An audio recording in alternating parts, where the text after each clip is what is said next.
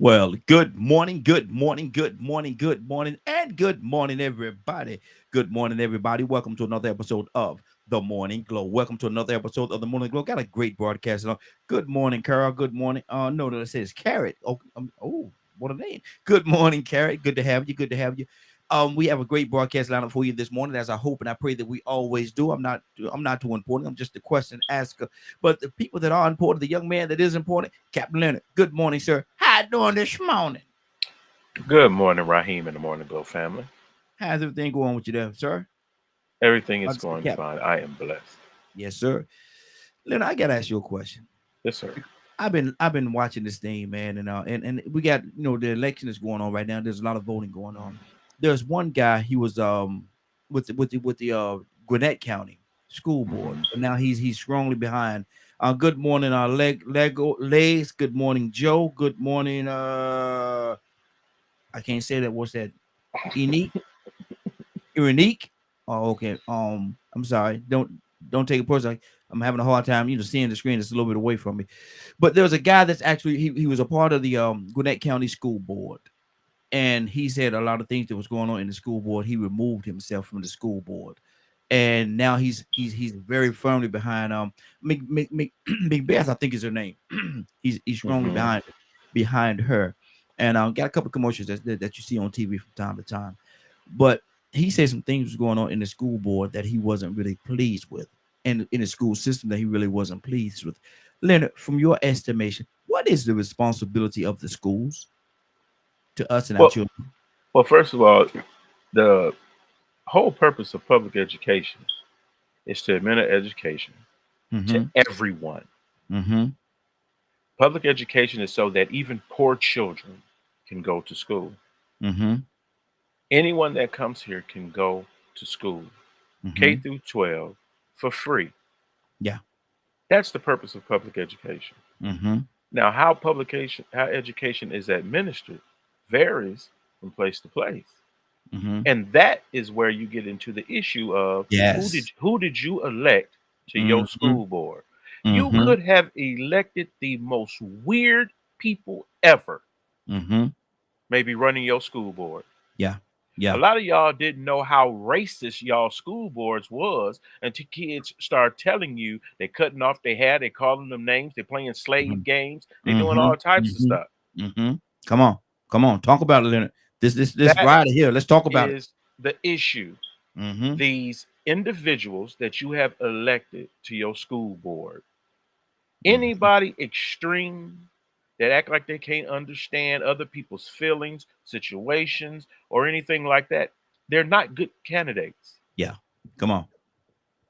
And so you have to stop electing these people. A lot of them who may lose other elections run for school board as default. Mhm. They don't Mm. care nothing about the administration of public education. Mm. Matter of fact, because you have to remember, anybody can run for school board. Yeah. Yeah. They don't have to be people really interested in educating your children. Mhm. They may be Wow. people interested in the contract that comes along that you can vote on to get your buddy or his business or his company a contract. Mm. Or a person who is just pretty much interested with another motive of let's see how we can further disenfranchise certain groups of children. Mm. Wow. Some people who are bringing their sexuality and everything into these school boards Mhm. and trying to disrupt the delivery of public education. Hold on now, Leonard. Hold on now. You saying to me that some people that's on the school board first and foremost don't have a care about the education system that our children are getting, but they also have ulterior motives in regards to the job they've just taken on, the huge responsibility, because I think there's a huge responsibility that should, let me say it that way, that should go with being on the board of education. What do you say to that? There should be, you should have, I would love to see board of educate people on the board of education who actually were concerned about teaching and learning. Mm-hmm. And that was the priority as opposed to your Christian preference Mm-hmm. or Muslim preference or Mm-hmm. whatever, anything outside of the proper delivery of public education. Mm-hmm. Because one, the main priority should be teaching and learning of your children. Yeah. Yeah. That should be the priority. That should be the priority, not Mm-hmm. all this foolishness we see in a lot of areas now. Mm-hmm. For instance, one, why are we still talking? Why, if my son goes to school and come back with his hair cut, I'm gonna come up there and cut your throat because you shouldn't have Mm-hmm. cut my son's hair and you should Mm-hmm. know better. Mm-hmm. That's a blatant attack on your children. Yeah. The things that they do to some children in this particular time, you have to be very critical of. Mm-hmm. And you can't accept this foolishness that we're dealing with in higher offices because Mm-hmm. children are involved and they should be the priority. Not your how much money you can get for your friend's company to clean the building or the Mm-hmm. delivery of food services or the contracts to do the concrete work and all these other types of things Mm-hmm. that people are more concerned about. There are Wow. some people who are on the board of education because they lost in another election. Mm-hmm. They don't care nothing about education. They just got to have a seat and be elected. So it's almost like it's just they're sitting there just so they could get something else later on, but it's a doorway for them to get in. Yes, and we must remove those, and we must be very clear. It is the people's responsibility because you elect your school board. Mm-hmm. If you sit in there, and it's simple. Most school districts now stream their meetings, for instance. Yes. Yeah. So you don't even have to go to the meeting. But I guarantee Mm-hmm. you, if you sit and watch some of these meetings, you can pick out the people who don't care nothing about your children Mm-hmm. based on the comments they make, their behavior, and everything. You would be surprised if you Like took a look. lack of attention when something is Yes, going on. Yeah. Yeah. yes, you would be surprised if you took a look to see on what's going on Mm-hmm. when you're not looking. Wow. It's a very hostile environment. 508-924-3521. 508-924-3521. We're asking the question: what is the responsibility of the school board? What is the responsibility of the school system? What is the responsibility? Give us a call: 508-924-3521. What do you say to that? Y'all give us a call. We'd definitely love to hear from each and every one of you. Got quite a few people that's tuned in this morning. Definitely appreciative that you all are taking the time to hang out. Y'all could be anywhere, and that y'all hanging out with us this morning. Thank you for doing so. But what is the responsibility of the school board? What is the responsibility of the school system to us and our children? Is some of them there just because of the fact it's a check? Is some of them there just because of the fact that it's a position? And they feel as though if they get in that position, they feel as though they are somebody now. Now I'm somebody. I'm on the And you school and you know board. I'm very much about public administration. Mm-hmm. We Mm-hmm. just need more people concerned about the outcome of children in Mm-hmm. in public education. Remember, Yeah. public education is for everybody. Yes, it That is. other stuff you're doing is Mm-hmm. set up on the basis of of discriminating against children, certain Mm-hmm. children, making education available. You know what? I don't want my kids to be going to school with black kids. Mm-hmm. Wow. So I'm gonna create my own school, Mm-hmm. and I'm gonna pick and choose who I want to go to my school. That's a lot of what we see happening in education. Like for instance, homeschooling. Homeschooling, you can homeschool your child for various reasons. Mm-hmm. There are some people who homeschool their child because they don't want to integrate them. They Mm-hmm. didn't want to Yeah. integrate them. Same discussion we had back in the 50s. Back in the 50s. Absolutely. Yeah, yeah. They fighting integration. Don't want certain kids to go to school with their kids. Mm-hmm. You have to remember the public education story is the best story around the world. Mm-hmm. Around the world, Mm-hmm. Now explain to me why you say that. because anybody can come here and get in it and succeed. Mm-hmm. Anyone, even the Mm-hmm. poor, without question. That is why public education was created so that all children had access to learning Mm-hmm. this way. And those people who, there'll be people that call you say, well, this, what is the main complaint of some people with school? They ain't teaching nothing, but do you know what they are teaching? Mm-hmm. Mm-hmm. Because no one would have a job if they wasn't teaching nothing. Exactly. Exactly. So one, like my mother would used to say, if there are 25 of you in the class and you the only one that don't get it, it's a problem with you, not them. Mm-hmm. Mm-hmm. See, so public schools are, what I love about them is it takes children who may be in homes where education ain't important. Mm-hmm. And those kids can go to these schools and they can learn how to read, write, do math, all sorts of things to propel themselves out of poverty. Mm-hmm. Because what the data shows definitely is poverty is linked to a lack of education. Yeah. Wow. Wow. Your children are cut, most children who cut up and misbehave are doing poorly in school. Mm-hmm. That Being that's the issue. being But disruptive. right, and if and when people pile all these biases and things on top of it, it takes away the ability of the true educator to really take that child and make a difference with them. Mm-hmm.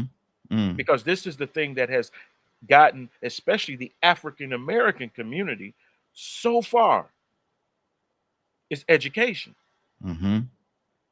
I don't care about what you write, but teach me how to read it. Mm-hmm. Teach me how to write, comprehend. And that's what I was about to say. It's one thing. A lot of people, though they can read, they have an issue with comprehension. Some people do. So, yeah, it's not read just the reading, writing, but it's also comprehension. Or do you understand what you just read? I write it for you. You read it. Did you understand what it said? What does it say? And sometimes they have an issue with the verbalizing what it is and or articulating what it means. Captain Dennis, good morning, sir. How you doing this morning? Hey, my brothers, good Good morning. morning, sir. Peace to the gods. What's Yes, going sir. on, my Yes, sir. brothers? Hey, I'm Good morning. asking a question this morning. I gotta have your input on this. I started off by talking about here in Gwinnett County. There's a gentleman that was in office on the school board. He was one of the head people on the school board here in Gwinnett County, and he stepped away. And he stepped away from the board. He said he didn't appreciate some of the things that was going on in the school systems here, and so now he's actually pushing one of the candidates here that she's hound education. She actually lost her son in a gunshot in a gun situation in the mall, and not the mall, but a local store here. And he wasn't a part of it, but he was an innocent bystander that got killed, and she went for office, and so he's supporting her. But my question is this: what is the responsibility of the school board to us and to our children, and what is the responsibility of the schools to us and our children? What do you say to that? Well, I was listening to my dear brother, the great brother Leonard, Mm-hmm. and The great. the school system is now the criminal justice system. It's not a school Mm. system. It's a pipeline to prison. Mm-hmm. You have in the school system the very thing that they have in prisons. You have what you call police officer guards. You Mm. have security. You have to go through a check, and it has everything, man. Mm-hmm. And the sad thing about it is that when we try to praise this educational system, you can't praise it because it's known to produce functional illiterates. Mm-hmm. How are we gonna praise this educational system and you got the most educated black people on the planet in America? The most educated black people on the planet is in America, and with all of our degrees, look at our damn condition. Mm-hmm. It ain't because we lack education. We got degrees, but how come those who got the degrees can't pull us out this condition? So what does that make the person who go to school say? I could get more money and get more advancement playing basketball than I do have to read. I could get more money and advancement selling dope than a degree. Look at the teacher. Mm-hmm. Look at the teacher. Look how the teachers get paid. You give a daggone a basketball player more money than a teacher.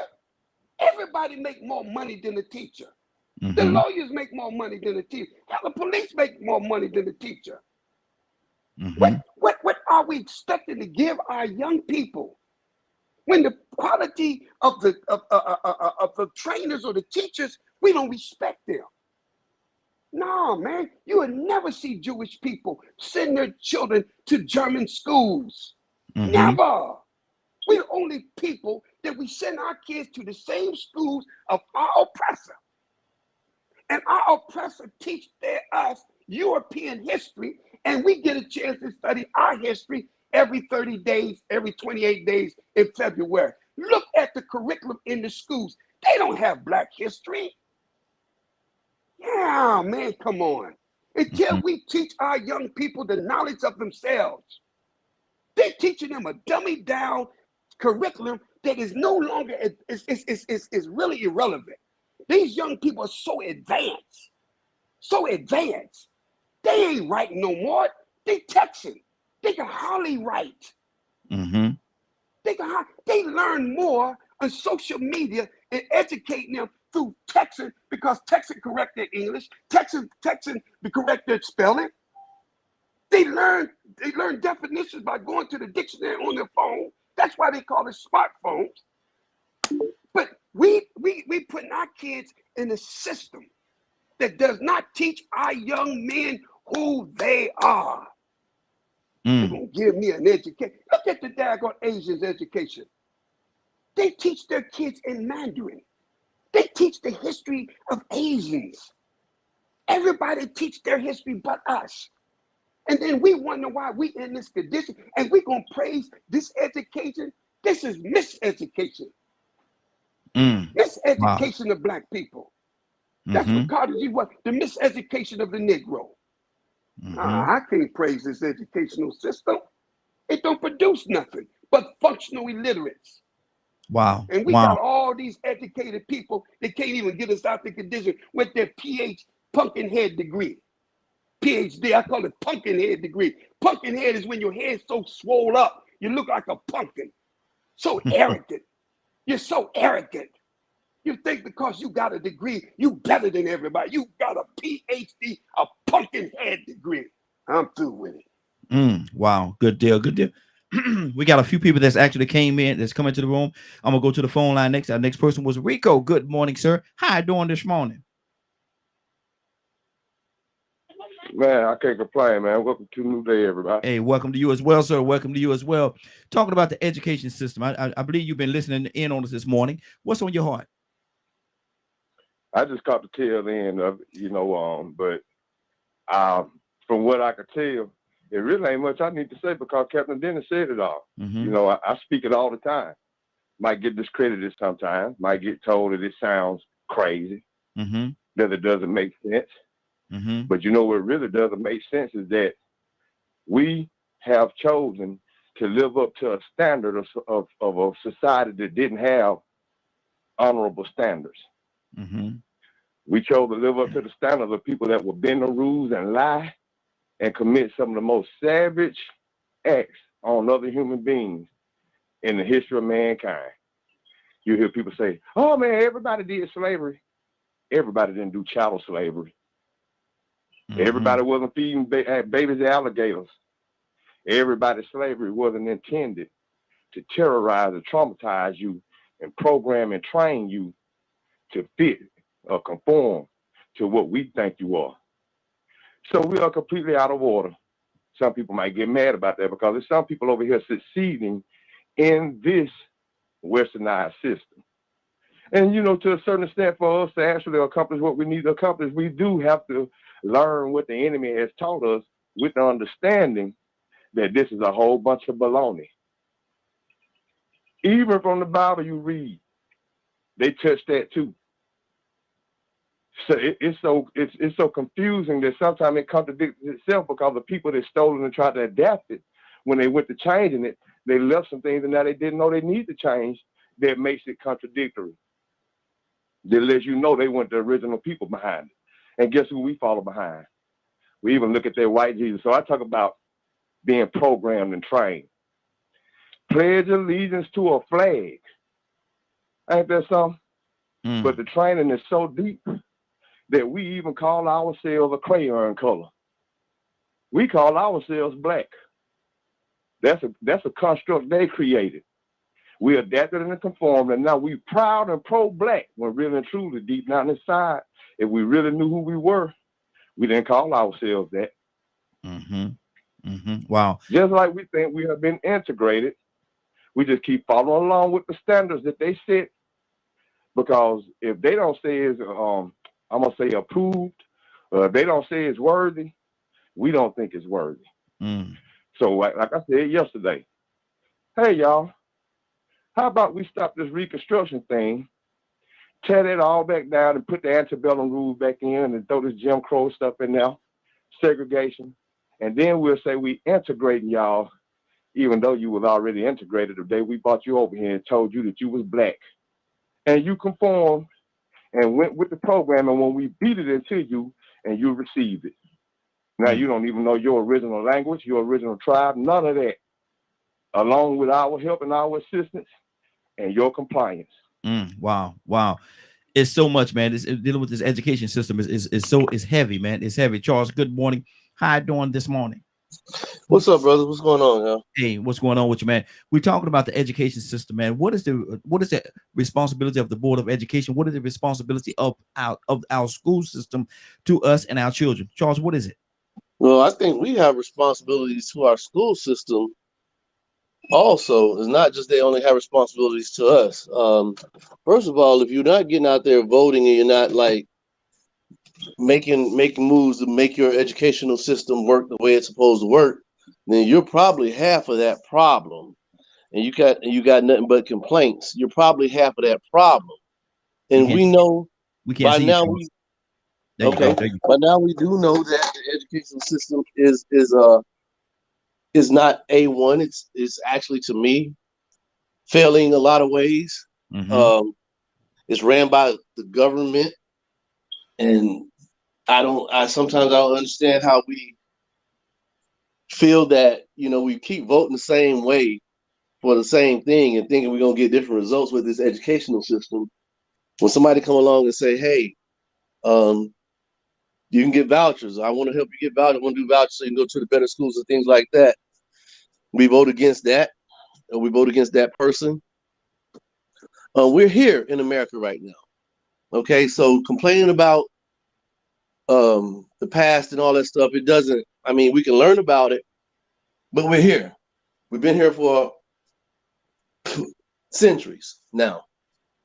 So our thing is to change it to the way we need it to work for us to make America better, to make our people better. Okay, because you're only as strong as the weakest link. Our education system is one part of our weak link that we need to fix. We know which party runs the educational system. We know what they're doing with the educational system. We know that in some places they're trying to teach kids how to be girls, boys how to be girls in the educational system. We know this is going on, and we're not going against it. We're letting it go. In some places, kids can't even count because they're letting them go by with just because they know how to play a sport. So yes, the educational system has a lot of holes in it that could be fixed. I was listening. I think Captain was talking about how Asians do it. I always compare, and I rather compare things on how Asians do things, because their system of how they teach, to me, teach the people. You understand? Now they're in China. They are hard-handed people, and they will bust your head. They're communists, and not even use the word communist. They're just ran by the government totally. So I don't want to put no tags on it, because people get mad when you put tags on things, but it is what it is. But they do. But when they get here, do you think that system is superior? It's just the study habits they have. Yes. It's not that they're smarter than us or born smarter. It's study habits. Because I know kids. It was a little school up the street with a kid that graduated at 13 and went to, I think, MIT. Black kid. But that was a charter school. You get what I'm saying? Yeah. They ran a charter school over here, right in DeKalb County. And these kids were like smart like that. So it's not that a child is that smart. It's the system was built better for, and the studying that they do is built better, and that goes all the way back into the family structure. You understand and things like that. But as for our system, who runs our system? You know how they say follow the money when you're looking at things that goes around that. Follow the money, follow who runs the system. Now, who is it that you, in your estimation, we can move on to somebody else who we got Badger up the bat. Who do you think it is that run the school system, the school boards and different things of that sort? What group are we talking about? Oh, we already know who runs. We know it's ran by liberals. We know that. That's a fact. See, that's You where the you problem if it wasn't done, comes in. That he done Hold drunk on. the Kool-Aid. Oh, That's where the problem comes in. hold It's on. not just one side. Okay, it's not. I didn't hold on, say hold it on. was one sided. He asked me Hey, who ran Charles, it. Charles, See, that's Charles, the whole thing. Charles, I wasn't finished talking, bro. Charles. I know I'm coming back to you. I'm just saying we're gonna let Charles finish his comment, and then we're gonna continue with the thing. Charles, finish your thought, bro. It ain't about drinking no Kool-Aid. It's about studying on who and what's going on around you. If anything, I could say you're drinking Kool-Aid, but I'm not. I'm just saying you have a different thought about things that I have, and you might not know what I know, and I might not know what you know. Okay. And that's just what it is. But I do know that when you go to a school board, who's there?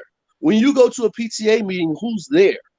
Mhm. You understand? When you're battling against a child. If that's a part of the problem, and you say that when you go to a school board meeting, we know who's there, a part of that problem could be that a part of that problem could be that the people that you saying are not there are not showing up. Exactly. Yeah. And so my thing That's is exactly what I said. That's why I said when you don't vote, you hit the nail on the head when I said it's not the people there, it's the people who are not there. Yeah. Okay. Let's go to Rico. Hold on for a second. So you right. Good job. Rico. For the most part, what he said is true. Mm-hmm. You know, but what I mean by drink the Kool-Aid, see, in some cities and states it's the liberals, and in Alabama it's the conservatives. It's been the conservatives for the last 40 years that has our education system at the bottom. That is miseducating us with a curriculum that they spread throughout the South through lobbyists from the conservative side, the old Dixiecrats that now spread out, and they put that antebellum history back in place and denied everything that even acknowledged Reconstruction, anything pertaining to that. And they're doing it now with CRT. So now when you start saying, oh, it's one side or the other, it's a whole agenda. We keep saying one bird. But when you drink the Kool-Aid, you start using their talking points, when really and truly, the reality of it is when we talking about the past, it ain't complaining, it's making people aware that, look, what you are learning is a whole bunch of baloney. But just like the Asians make it a priority to learn the enemy's education just so they can infiltrate it and get what they need out of it, we need to too. See, the problem is that we don't have it as a priority in our community for whatever reason, numerous reasons. The melanated community that is over here that was oppressed does not make it a priority as much as other communities. Some of it is because they don't have access. They don't even realize just how important it is because they don't have access. I'm watching personally, I'm seeing how a lot of these children are slipping through the cracks, and they're starting to look intentional. So we know when you start saying who's responsible or who's the one doing this, who's the one, it's lobbyists, it's people in groups and organizations with ulterior motives. Those people in the 1% that make the decisions. It ain't just one party because they utilize both parties. The Koch brothers lobby and donate in both parties. But it takes average people like us to take their talking points that they distract us with and start saying the liberals, the conservatives. Man, them westernized talking points. Let's get real. Mm-hmm. Good deal. Let's keep that Badger. What's on your heart? We're talking about the school system, man. What is the issue with the school system? What is their responsibility to us, and what is our responsibility to them? Well, and good morning. How you doing this morning? Good morning. I think to start it off, it's going to depend on where you live.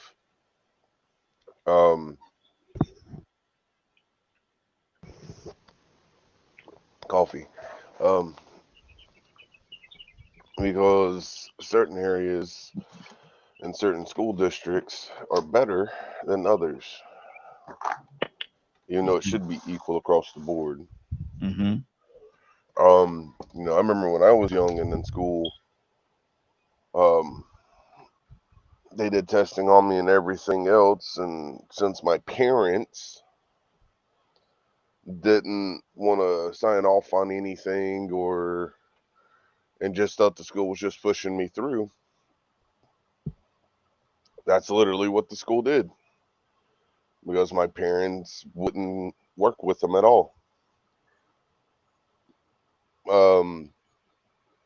So I think sometimes in the school setting, there's a lot that could happen. Mm-hmm. But you're also have to remember parents are involved too. So kids that could have a really bright future, if the parent can't afford anything, or if the parent doesn't understand or doesn't have time because they're having to work, they're not going to get help from home. They're not really going to have a lot of support. So there's so many things that go into the school, the schooling. Yes, is history 100% accurate in the public schools? No, you have to wait until you go to college and then start learning the course to learn that history. And that goes just across the board. Schools are a generalized thing of information. So mathematics that used to be taught, in the 80s and 90s, now they're teaching Common Core, and you have to show the 30 steps of whatever they want. I don't think any of it makes sense, but there are kids that can do it really well. Now, as far as all this nonsense talking about the he, she, it, they, when, where, and how,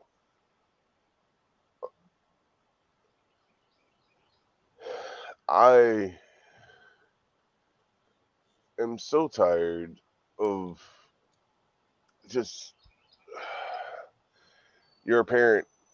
If you're teaching your kids right, they'll figure it out. Wow. When it comes to that stuff, I mean, I am so tired of the gay, all that kind of negative nonsense.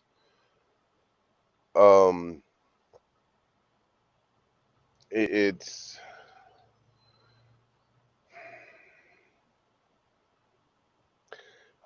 our country is confused for a lot of different reasons. And the school add to that, yes.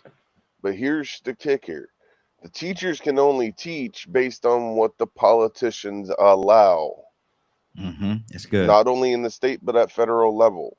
So once again, if we want to make sure schools are taught a certain way, we got to replace the old greedy white Republicans that are in the office.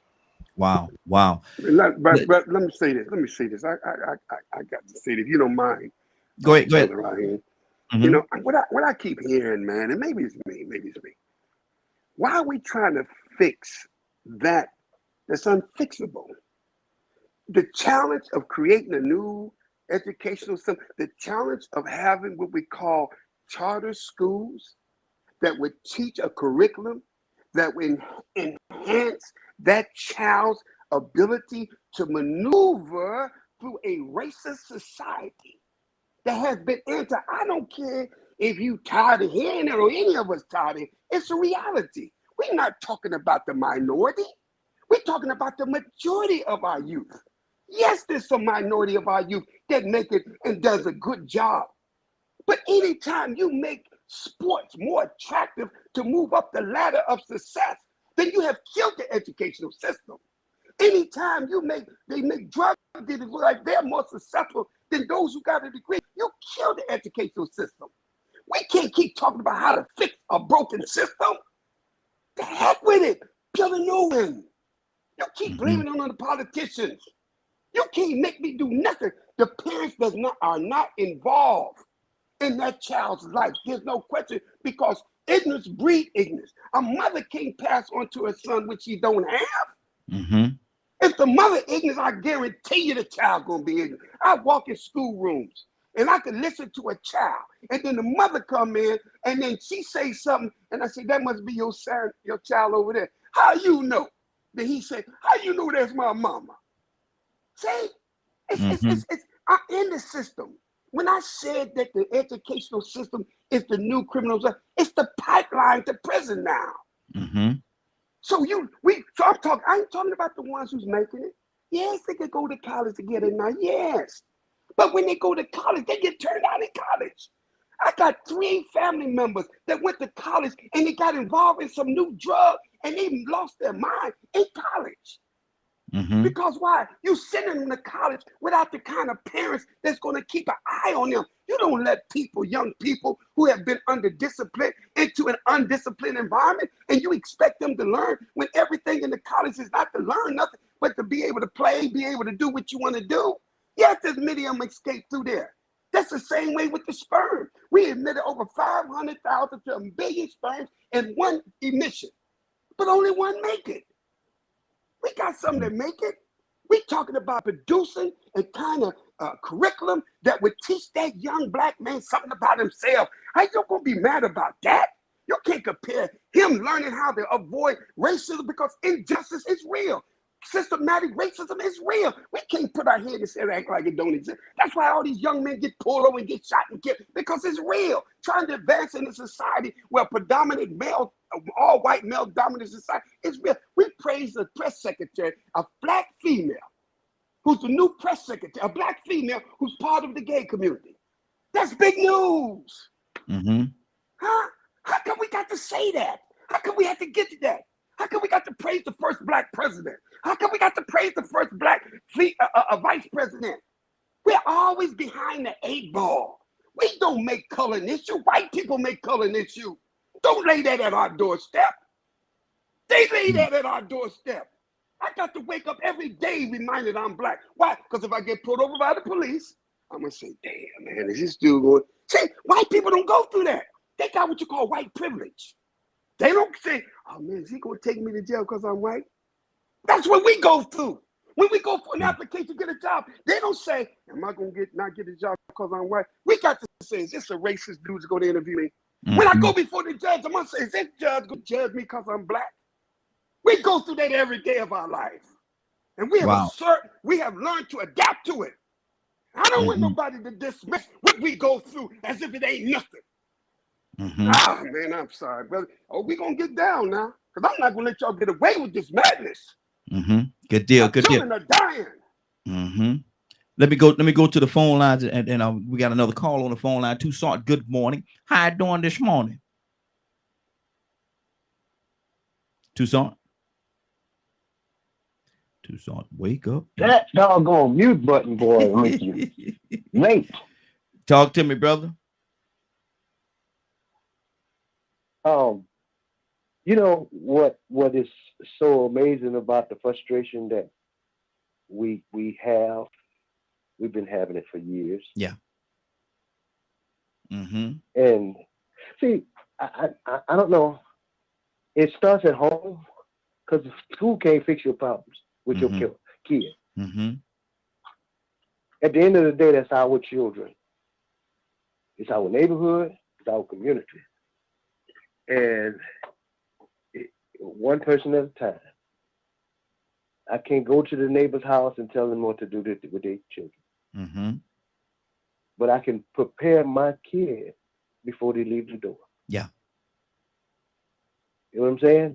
When they come back in the door, or as they're going out among the school system or whatever it is, I got to take them through the necessary steps so that they can achieve something. Yeah, something to the best of their ability. Yeah, exactly. Otherwise, they'll be doing the same thing we're doing. And we got to figure out. Okay, let's reboot. We know what the system is like. We've been knowing the system for years.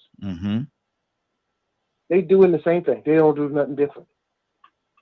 They do certain things to motivate you, and then they do something else to reboot what they do all the time to frustrate you and get you off track, that you don't focus. And I don't know, but we're the smartest people in the world, but we suffer from. We don't have to worry about nobody coming from any other country to bother us. We do it to ourselves. Wow. And then I don't, you know, I don't try to use it. It's visible and it's there, but I don't even use the race game for excuse Mm-hmm. because they've been doing. I'm used to that. I live in Mississippi, Mm-hmm. but I Wow. don't worry about that because it's here. It's visible. But what we do with our children, since that's our children, your kindreds and your acquaintances, your friends, your loved ones, all of them are your children. Yes. Everybody that you're acquainted with, that's all your children. Mm-hmm. You have to take responsibility for them kids and prepare them to the best of your ability. That's all you can do. Absolutely. Absolutely. Charles, I saw some responses that you were doing. And yeah, there you go. Bring your camera. So I don't. Can you see me, bro? Because I'm at the desk today. I'm not out at work today. Okay. Yeah. And what Toussaint just said, I stand on. I can't speak for everybody. If Sheree was on here, you can ask him. I never taught them to walk out the house and worry about police. Mm-hmm. I never had to worry about police stopping me. I live in Decatur. I'm from Decatur. Mm-hmm. I'm from Keller Road. I'm from Eastwick. You understand? Mm-hmm. I never got nervous when the police stopped me. Mm. But when a dude pull up on me with his windows tinted, that put my alarm up. Mm-hmm. And what Toussaint was just saying about us on us. You understand? So I'm at my desk today so I can look up stuff. Mm-hmm. I'm telling you all. Pull your camera up just a little bit. Pull it up just a little bit. Or move. Yeah, right there. Right there. Perfect. Right there. That's where you need to be. I'm telling you all that look, out of the 5 worst schools in America, 4 of them have Democrat governors. 4 of them out of the 5 worst schools. Now, when we speak about what Captain was speaking about changing the school system and stuff like not changing the school system, but just going away from it. Charter schools and private school vouchers, the Democrat Party is against that.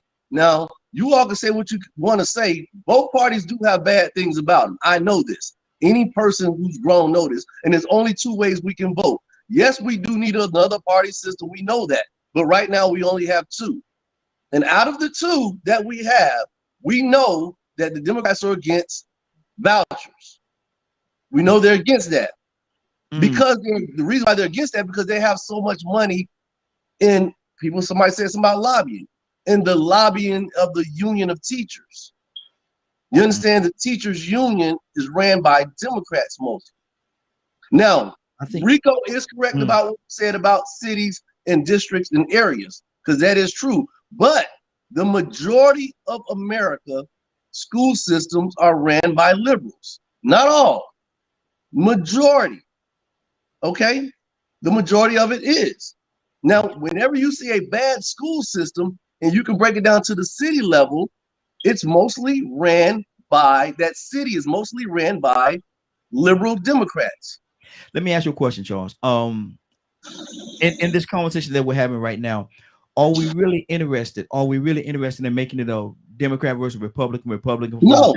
Are we really interested in doing that, or are we going to deal with the issue itself with the children?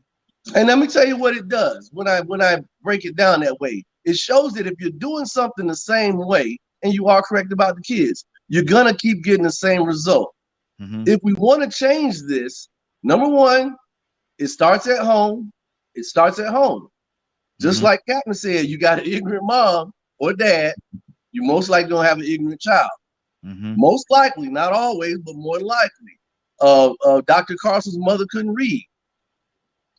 But look at him. But that's a parent who invests in their child's education instead of investing in, we'll invest, and I used to teach adult education. We'll invest in a game and sneakers before we go get that child a tutor. I've seen this. Okay. Let me pull some more people in. Leonard, what's on your heart, brother? You know, I'm just listening, and everybody have said so much. But what the hell they got to do with Breaking A, up. B, C, Oh, D, my fault. E, F, G, H, I, J, K, L, M, N, O, P, Q, R, S, T, U, V, W, X, Y, Z? Now watch What does it have to do with that? What does it have Mm-hmm. to do with that? Mm-hmm. Nothing. Nothing. And that's why I was asking the question: Are we really interested in turning this into a political type, this group against that group, or are we going to concentrate on the children themselves? And I think I'm more interested in, let's deal with the children and the issue that the children are having and they're not learning. But go ahead, man. Exactly, and that is the problem. People don't focus on children; they Mhm. focus on their own specific issues, Mhm. Y'all weird, man. and Y'all and, and mute it your and line it if you're gonna makes talk like that, brother. Mute your and line. it makes no sense whatsoever Mhm. to bring that into a conversation about learning. Mhm. Mhm.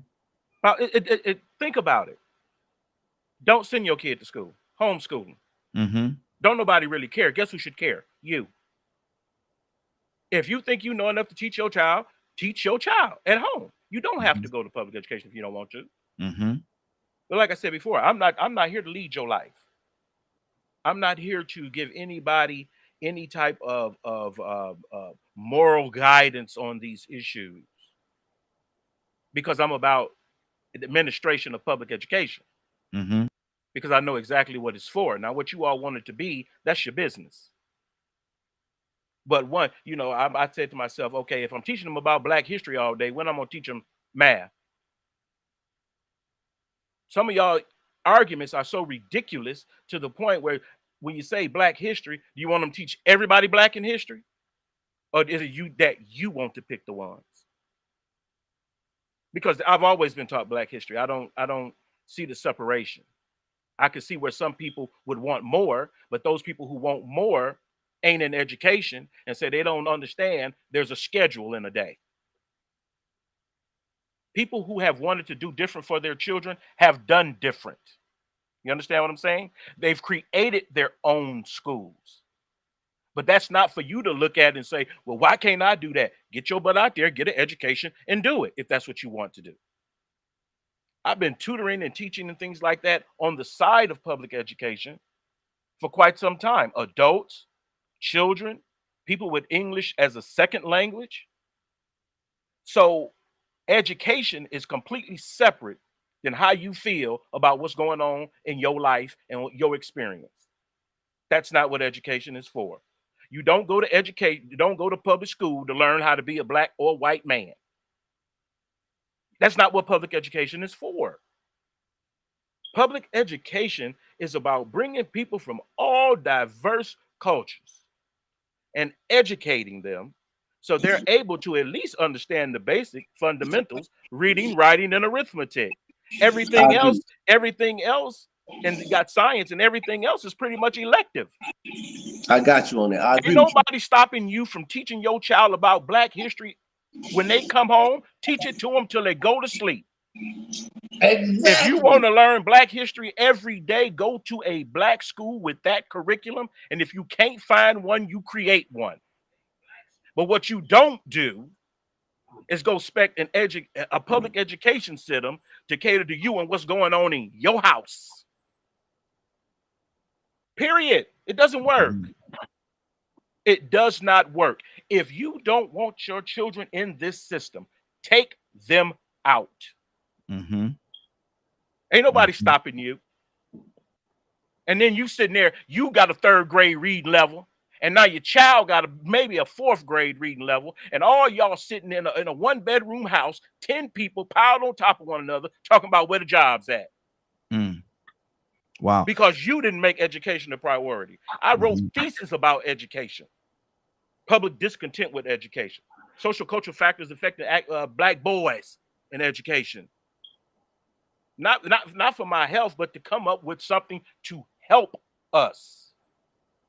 I'm not going to sit there and cry with you. I'm going to teach you algebra. You cry on your own time. The reason why education have these issues now, if you go to these schools and you see what's going on, look at your children. They don't listen to nobody. They don't want to do nothing. They fighting, they killing, they selling dope and everything else. So don't just jump over there and start talking about what white folks doing. Hold on one second. Let me pull some more people. We got a couple of things. We got a couple of people that I want to go to. We have someone that's from the 256 area code. 256 area code. What's your name? Where you calling from? 256 area code. What's your name? Where you calling from? Okay, Badger. What's on your heart, brother? Wait, was that did that person answer? No, go ahead. Go ahead. Oh, We'll come back to him. I'm with Leonard, and that's what I was trying to get at earlier. You know, the county we live in, we don't agree with the way they do school here. We're homeschooling. I volunteer at a museum teaching all history, not skewed. I find untold stories. I find like what's really going on, and I teach them that. If I don't know, I research it or find someone that knows more about it than I do, and either get them to come help teach it or teach me how to teach it. And because I am a firm believer that in this education system, it's the parents' involvement, how and what they teach their kid. If they teach their kid to fail, they're going to fail.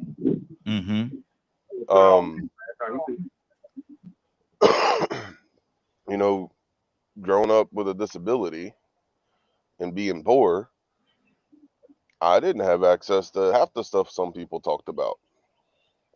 And the funny thing is, if my parents would have actually supported me, I would have had more access to things. So I got everything available that the school could offer me. Yet the ball was handed to my parents and they dropped it. Wow.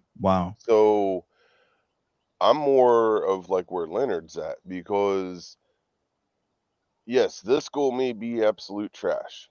However, in the other school district or in the other county, that school teaches all kinds of amazing things. They have higher ratings, higher everything. So now just figure out how to go from here to there. Oh, wait, there's even possibilities of going, hey, I would like my child to attend your school, and we will drive them to your school every day, which you can do that in some areas. So once again, it's the parents. Wow. If you, I'm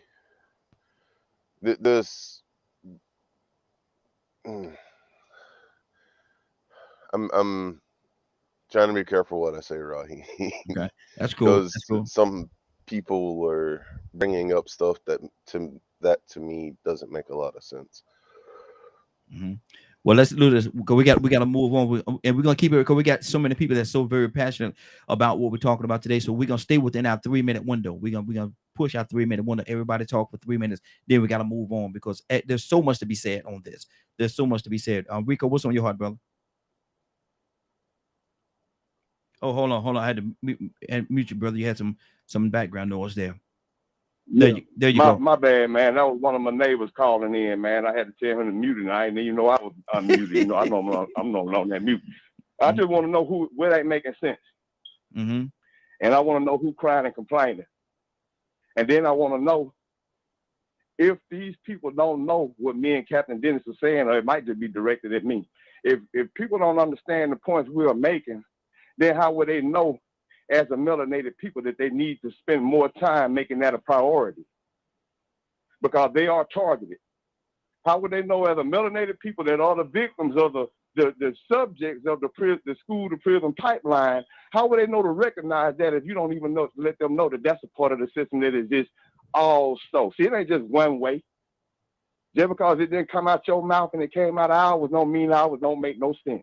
Yours makes sense in mine too. And Captain D's and Dawn's and everybody. Because it ain't just one thing. It's a complicated issue.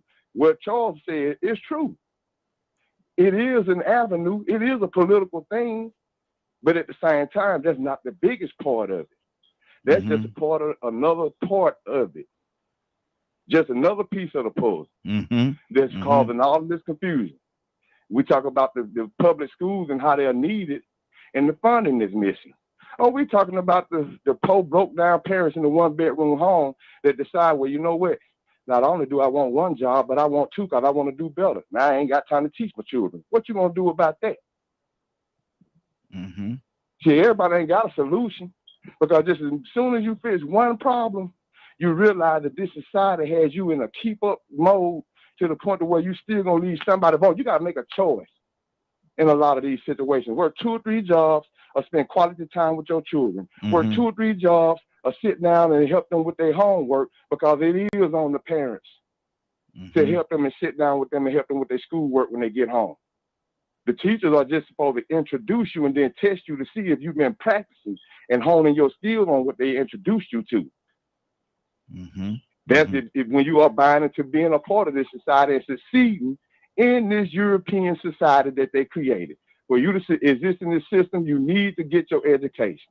Mm-hmm. But there are things that were put in place in the past that also made, I would say, things in the past that left some grandparents with the 3rd grade education. Things in the past that wanted to prohibit children from learning. Things in the past that want to prohibit certain people from even reading the Bible. That some people don't want you to be educated. Oh, well, we're going to act like that doesn't exist and that those obstacles are easy to overcome. It ain't that easy. Mm-hmm. If you're the first person to ever go to college and it's 2022, you might do like my cousin did and go up there and be a student, never made a B, graduate first in your class, and then come back a coke and a crack fiend. Wow. Because you weren't prepared. Mm-hmm. You just happen to be a unicorn and the exception that was brilliant enough to go and want to be an obstetrician, but not be prepared for this fast life and this fast world that has been manipulated for you to either keep up or get left behind. Mm-hmm. That's the society we live in. You got to keep up. You got to hustle. I seen a video the other day. This man said, look, man, can I stop chasing the bag and just go home and celebrate and bond with my children? Can I breathe? Mm-hmm. Wow. So, yeah, we heard solutions. We heard different problems. Leonard said it. Do it at home. Educate your children at home. Well, how much work are they going to do? They're going to be the same broke parents you talk about. Mm-hmm. But I love what Captain Dennis said, man, because listen, it does start at home. Yeah. And the parents are responsible for supplementing what they learn in school. Mm-hmm. But we have to understand in 2022, these conditions that we live in don't warrant for a lot of parents to have the opportunity or time to do it because they need to also survive. Mm-hmm. Wow, that's good. That's good. Curtis, good morning. And the phone lines are open 508-924-3521, 508-924-3521. Talk about the education system, pros and cons. What is the education system responsibility to us and to our children? And what is our responsibility to the education system? That's what we're talking about today. We'd love to have your input. Give us a call again, 508-924-3521. Curtis, good morning. How you doing this morning? Morning, bro. Morning, fellas. Good morning to you, sir. Good morning. What do you say to that, Curtis? What's on your heart? Well, I just came into the conversation, so I haven't heard the different opinions. Mm-hmm. But I completely understand what Rico is saying. Mm-hmm. Because in terms of educating the youth, there are factors that we have to consider. Like one of the things this country did, the worst thing this country did was went to a 24-hour platform. Mm-hmm. Where job 24 hours. You know, you have to consider if you make a blanket statement like, well, it's on the parents, you have to consider the fact that, okay, I was born in 1972. Mm-hmm.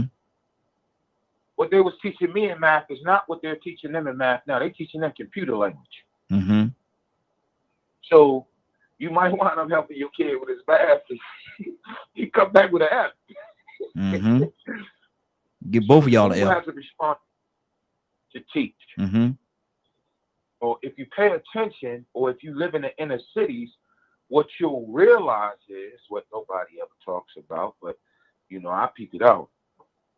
Why is it that they tore down a whole bunch of schools in the inner cities and in the ghettos? They tore them down and said they overloaded one school, and now you got teachers trying to teach an overloaded classroom, 65 kids.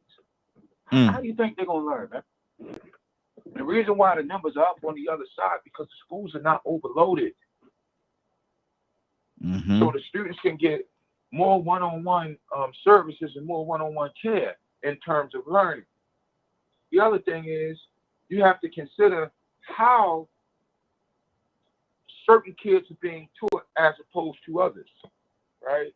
But I really don't know what the agreements were on the conversation, nor do I know what the disagreements were. So I really can't comment. I can only comment from just hearing what I heard Rico say. Rico is absolutely right. Good deal. Good deal. We got to stop. I'm going to end with this. We have to stop trying to lay out results without paying any attention to the fallout or without paying any attention to the cause. What's going to happen? You're going to make a parent choose between putting food on the table? And that, see, and what that does, that goes really back to what we talked about yesterday. Stop, look, and listen. We're not doing that. We're not doing any of that. Let's go to Captain. Captain, what's on your heart, sir?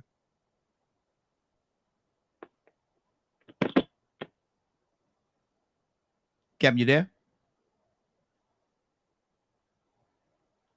I think we might have lost Captain there. Thought he, let me see here. Yeah, hopefully he's gonna come back in. I think we had lost it. Tucson, talk to me, brother. Yeah, it takes everything. We have a. Is it complicated? Yes, yeah, it is. If you don't think it all through, then you're gonna miss something. I think when we were all, somebody said that you would like to leave politics and religion out. You would like to leave out some of the issues that we face, but if you leave them out, then you go miss some things that causes the issues, or some of the solutions, because it takes all of that, because all of that is happening in this country at the same time. Yeah. Now, I don't think that when your child shows up with a C or a F, that the teacher asks them whether they're Baptist or Republican or Democrat. And it's tough. It's really tough based on the parent. That's why I say, remember when it took a whole community to raise a child? Yes. I know that's an old mindset, but we selfish, and it's costing us. We got to be more responsible for more than just us. Suppose you don't live in the hood, what we call it, but you go to your kid go to school with kids in the hood. Then what you gonna do? Yeah. You know what I'm saying? So you have to include them and take responsibility for some of them actions, because if you don't, your fine raised child, I can't even say what I want to say or how I want to say it, will go to that school, and some kid that doesn't have the upbringing that your kid had, gonna bully him all day. All day. I had a kid, I said this and shut up, that is spending some time right now, because what happened to him was every day as often as they felt like it, they'll just walk up to him and knock him out at school. Good kid, respectable kid, had good parents, but every day he gets to school, the kid, they just get in the corner and videotape it. The other kid just knocking him out. You know what he did? Got tired. Yep. And killed him. Now you got two kids that got that their families got the problem. because they didn't get together and analyze all of the ingredients that is the solution and the problem, and try to get together and say, how can we fix it? Wow. Captain, what's on your heart, sir? Man, there's a lot. Let me say this, brother Raheem. This is to you. You know, I value your time and I value every brother's time on here. And I come on your show because I really enjoy the conversation. Yes, sir. But we can't keep going backwards. If you come up with a subject, let's keep the fire going. Don't come people say, I didn't hear what he said. And then you ask them the same question you asked me 2 hours ago. I'm really into this. And I value every man. I don't think anyone on here who gave their opinion is stupid. Badger, Leonard, Charles, I value all y'all's opinion. This is not a popularity contest. I'm not trying to win your popularity. And don't mention that you agree with Captain Dennis, because you may wake up with a bow tie. You know? so if you say you with me, they think you're Muslim now. No, family, we got to move beyond emotions. We can't act like color don't play a role. Brother Leonard talked about man education. That's his thing. But Elijah Muhammad had a 4th grade education.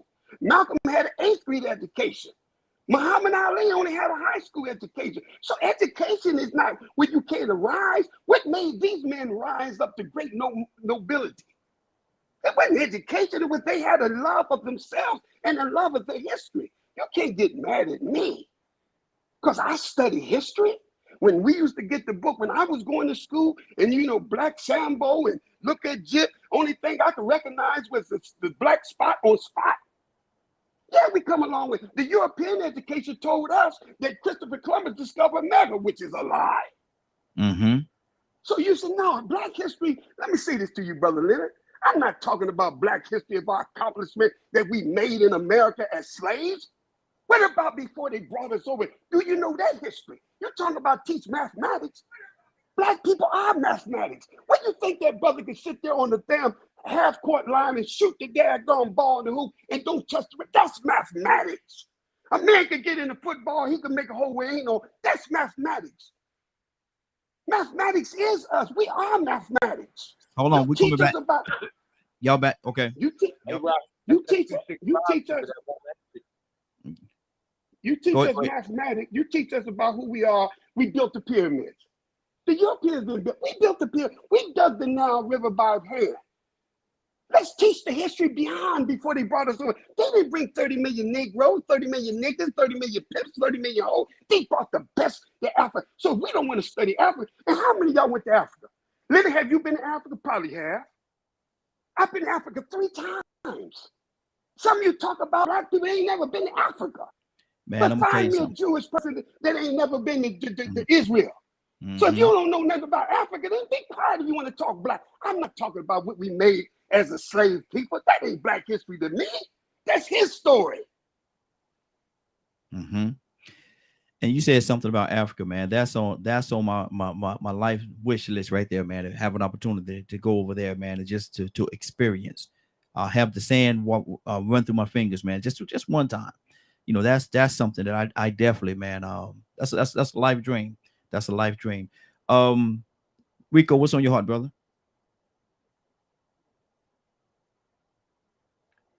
Rico, can you hear me?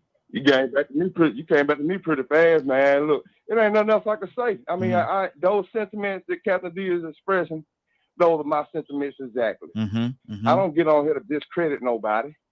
I get on here to take it a little bit deeper because it ain't just one way, plain and simple as we think it is. Now, if you Europeanize, if you Westernized, and you really love this culture and the democracy and the greatness of it, then yeah, you're gonna get caught up and just stuck on that end of it. But I'm going back to Timbuktu. I'm going back to the fact that we had a name for ourselves before these people even came across us and put a color on us that means nothing. Darkness and negative, and before they even put it in the Bible and told you black was a sin, it was something else going on before them. Now we're talking about their system and their education. He said his story, his education, his politics, his system. and they want to get on here and tell other people it don't make no sense. Well, you ain't walked through my shoes, I guess. Or maybe you just ain't researched what I researched. But just because it ain't the way you saw it or the way that or you didn't say it, does not mean that the other things are not part of the problem, are not part of the issues. So when we start talking about education, our parents or grandparents or great-grandparents, not only can they not tell you about the history before we interacted with these people, that education, that information, but some of them can't even tell you past what they learned in the 3rd grade. Same country, same system, same people, same control. Yes, absolutely. Now we expecting us to just jump on board after having they had such a head start. Now all of a sudden we just supposed to have all this stuff figured out in less than 20 or 30 years when we still fighting a system. But now we quoting numbers. And guess what? Charles was right about those cities being Democrat. But if you go and look at the states as a whole, all of them at the bottom of education are red states. Republicans, conservatives, not liberals. So now you got certain cities with bad education, but then you got whole states that just screwed up as a whole. Wow. He didn't mention them. We pick and choose what we want to use to make our points, just to discredit other people. When really truly, some of these points, all of them are points, all of them are factors. All of them impact and influence this whole jumble, this whole mess that this demonic, savage entity or man or whatever you want to call them that created this system came up with. Wow. It's a whole lot of stuff that impacts this dysfunction. And we in the middle of it trying to survive in it. We're trying to survive in his story, in his system. And then want to make sense out of it, which really and truly, that makes us out of order anyway, because now we're accepting something that ain't even real or legitimate. Good deal. We're accepting a manipulated system, a manipulated society from a people that choose to be hypocritical and go by double standards. We want to play, but we want to be a part of it. We want to succeed in it. Just think about how dysfunctional that is. We want to succeed in a system that wasn't meant for us to succeed. It was meant for them to succeed off of us. And we want to succeed in it. So guess what? We might have to play their game, which would mean sacrificing our own. Wow. Charles, what's on your heart, brother? I was just thinking, man, look, when I just named 5 states, I didn't say cities, I said states. I said 5 states for the government with the worst 5 schools. And not 5 states, but the worst 5 schools. The worst 5 schools in these 5 states. 4 of the schools, well, they're like 2 of the schools are Louisiana, 2 of the schools are Pennsylvania, 1 of the schools is Massachusetts. And I sat there and said, look, man, the majority of the schools are ran by, of these 5 worst in the United States, are ran by Democrats. And this is a fact. You can look it up. And that's just what it is. And like Toussaint said, it's a mixture of things. And like you say at times, it's a lot of layers to things. And it is. And number one, I do believe it started at home, even teaching at this day and time Black history. You started at home. I don't trust the government to do things for me like that. I do it for myself. I teach my son. I asked my son, what do you learn today? He said, I learned this. I said, well, you know, that's just the way they're teaching you that. So on they test, you write that down, but this is how it really is. So I am the parent that teach. Now, my ex-wife was a teacher. Now, she'll tell you that these kids will come in there acting a certain way and disrupting the class. So these teachers have to be parents too. And again, I used to teach adult education. And I'm telling you that and it could be just this area, but I doubt it.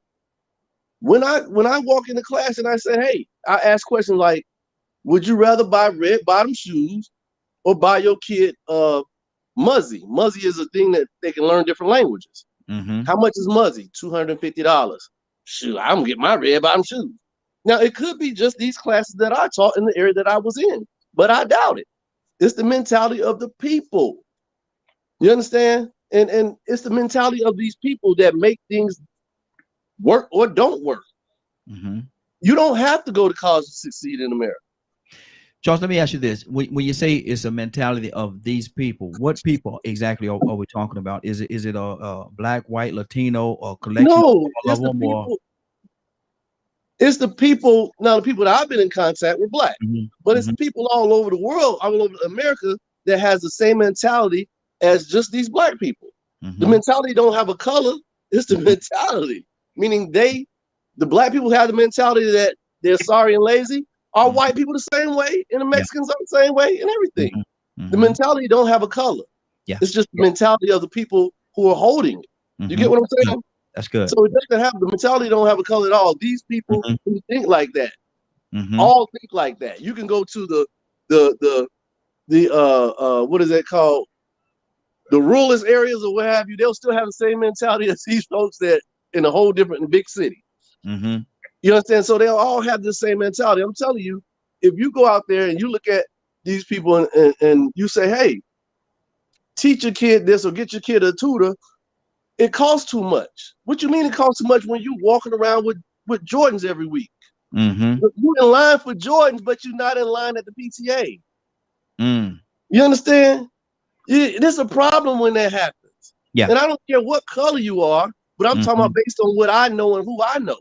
See, I don't live in a white neighborhood. I live in a mixed neighborhood, but predominantly black. Okay. So when I see things, I see predominantly black. Well, it's going on in a white neighborhood. I don't care. It's going on in my neighborhood. Good deal. Good deal. And like I said, we're gonna keep our comments to right around that 3-minute mark. We're gonna keep it going. We got quite a few people on here, and everybody is so very passionate about what they're saying. Curtis, what's on your heart, brother? You know, I'm gonna keep it real for a minute, because see, you got people in here throwing talking points, all right, and they're smart and they're brilliant, but they throwing talking points because see, this is how we miseducate the Negro. Be careful, because you might be being used to miseducate the Negro. So let's give a real synopsis of what's going on. You might have 5 states that's run by Democratic governors. A governor ain't nothing if the city's legislators are Republican. So don't miseducate the Negro or miseducate the people and then blame it on a specific party. Because if we're talking about the maladaptive behavior of the school system, that's equally spread. The school system ain't just get bad when Joe Biden became president or when Barack Obama was president.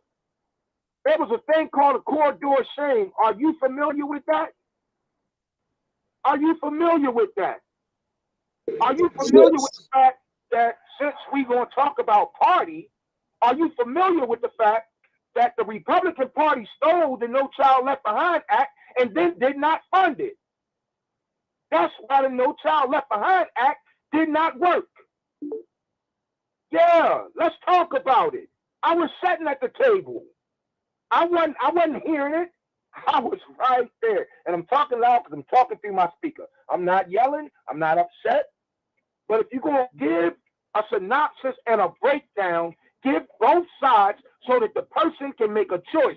Okay, that makes sense, and that makes sense. The No Child Left Behind Act was written by, I think it's Mary Wright Edelman, and guess what? Hillary Clinton, who had a $175,000 job and took a $35,000 job in Bishopville, South Carolina, to help Mary Wright Edelman. I think it's Mary Wright Edelman. I could be wrong. To help her write the No Child Left Behind Act. It was supposed to be funded at $444 million initially coming out the door, and then another $800 million to pick up once the program got started. The Republican Party, pushing them, took the idea, threw it out there, made it sound good, wrapped it up in a bow so that they could get the minority vote, and never funded it. And what funding they gave to it was piss poor funding. You couldn't actually run the program anyway. If you're going to throw something out there, throw it out there, man. Like, I get it. I live in a Are, city that's run are by you talking Democrats. up for the hold on, notion? Charles. Charles, Hold on, Charles. hold on, brother. Charles. Listen to what I'm saying. I live in a city that's run by Democrats. You are absolutely. I am so frustrated with them right now. True. But I also know that there's a Republican governor. So are you going to, and our education system is horrible. So here's my question. Are you going to hold him accountable for the messed up educational system in Maryland? And the way you talk, you ain't. You're going to blame it on the Democrats. Hold on, the governor, if we go with your preference, the governor is the big shot. So the difference between you and me is when my party is jacked, I'll hold my party accountable. When your party is jacked, you don't hold them accountable, brother. How you gonna speak for me? Hold on, Charles. That's sad. I don't mean no harm, brother. I love you, man. I swear, I love it. I'll take a bullet for you. We soldiers are the same cloth. But bro, stop that, man. I wish people would stop blaming a party when in all reality, educational funding comes from the federal government. It has been allocated for years on a false balance. It is like the news. The news is put out on a false balance. What does that mean? Raheem, you heard me talk about it before. If you take a scale and you weigh it out evenly, 50-50, and then you say, well, I got poor folk over here and I got rich districts over here. The money is allocated out to the sources that need it. The rich districts don't need it because they got higher scores already, because they're getting individualized educations almost. Teachers can spend more time with students on an individual basis, right? Good deal. So what happens is once the funding is released, I'm going to end with this right here because I know I'm over my 3 minutes. When the funding is released, you have these districts, these rich districts that will say, no, it's not fair that that poor district get more money than us. So what they do, they bite the bullet and they say, okay, we're going to evenly distribute everything. So if you evenly distribute everything and the scale is slightly already tilted, because remember I said the scores, the kids in the inner city not getting the same education. So the scale's already tilted. Let's say the scale's tilted 60-40. Now you add the same amount of money on top. Will the one that is on the bottom ever even meet evenly with the one that's on the top? No. That ain't gonna happen. Because the one that's on the top at 60%, once you add that money, they're gonna go to 90. The 40% might go to 45 or 50. Good deal. Curtis, got to keep it moving, brother. Got to keep it moving. Badge, I'm finished. Badge, I said I was gonna come to you next, brother. What's on your heart? You know,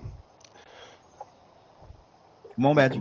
A lot of perspectives come from being a poor, white-skinned Native American with mental health issues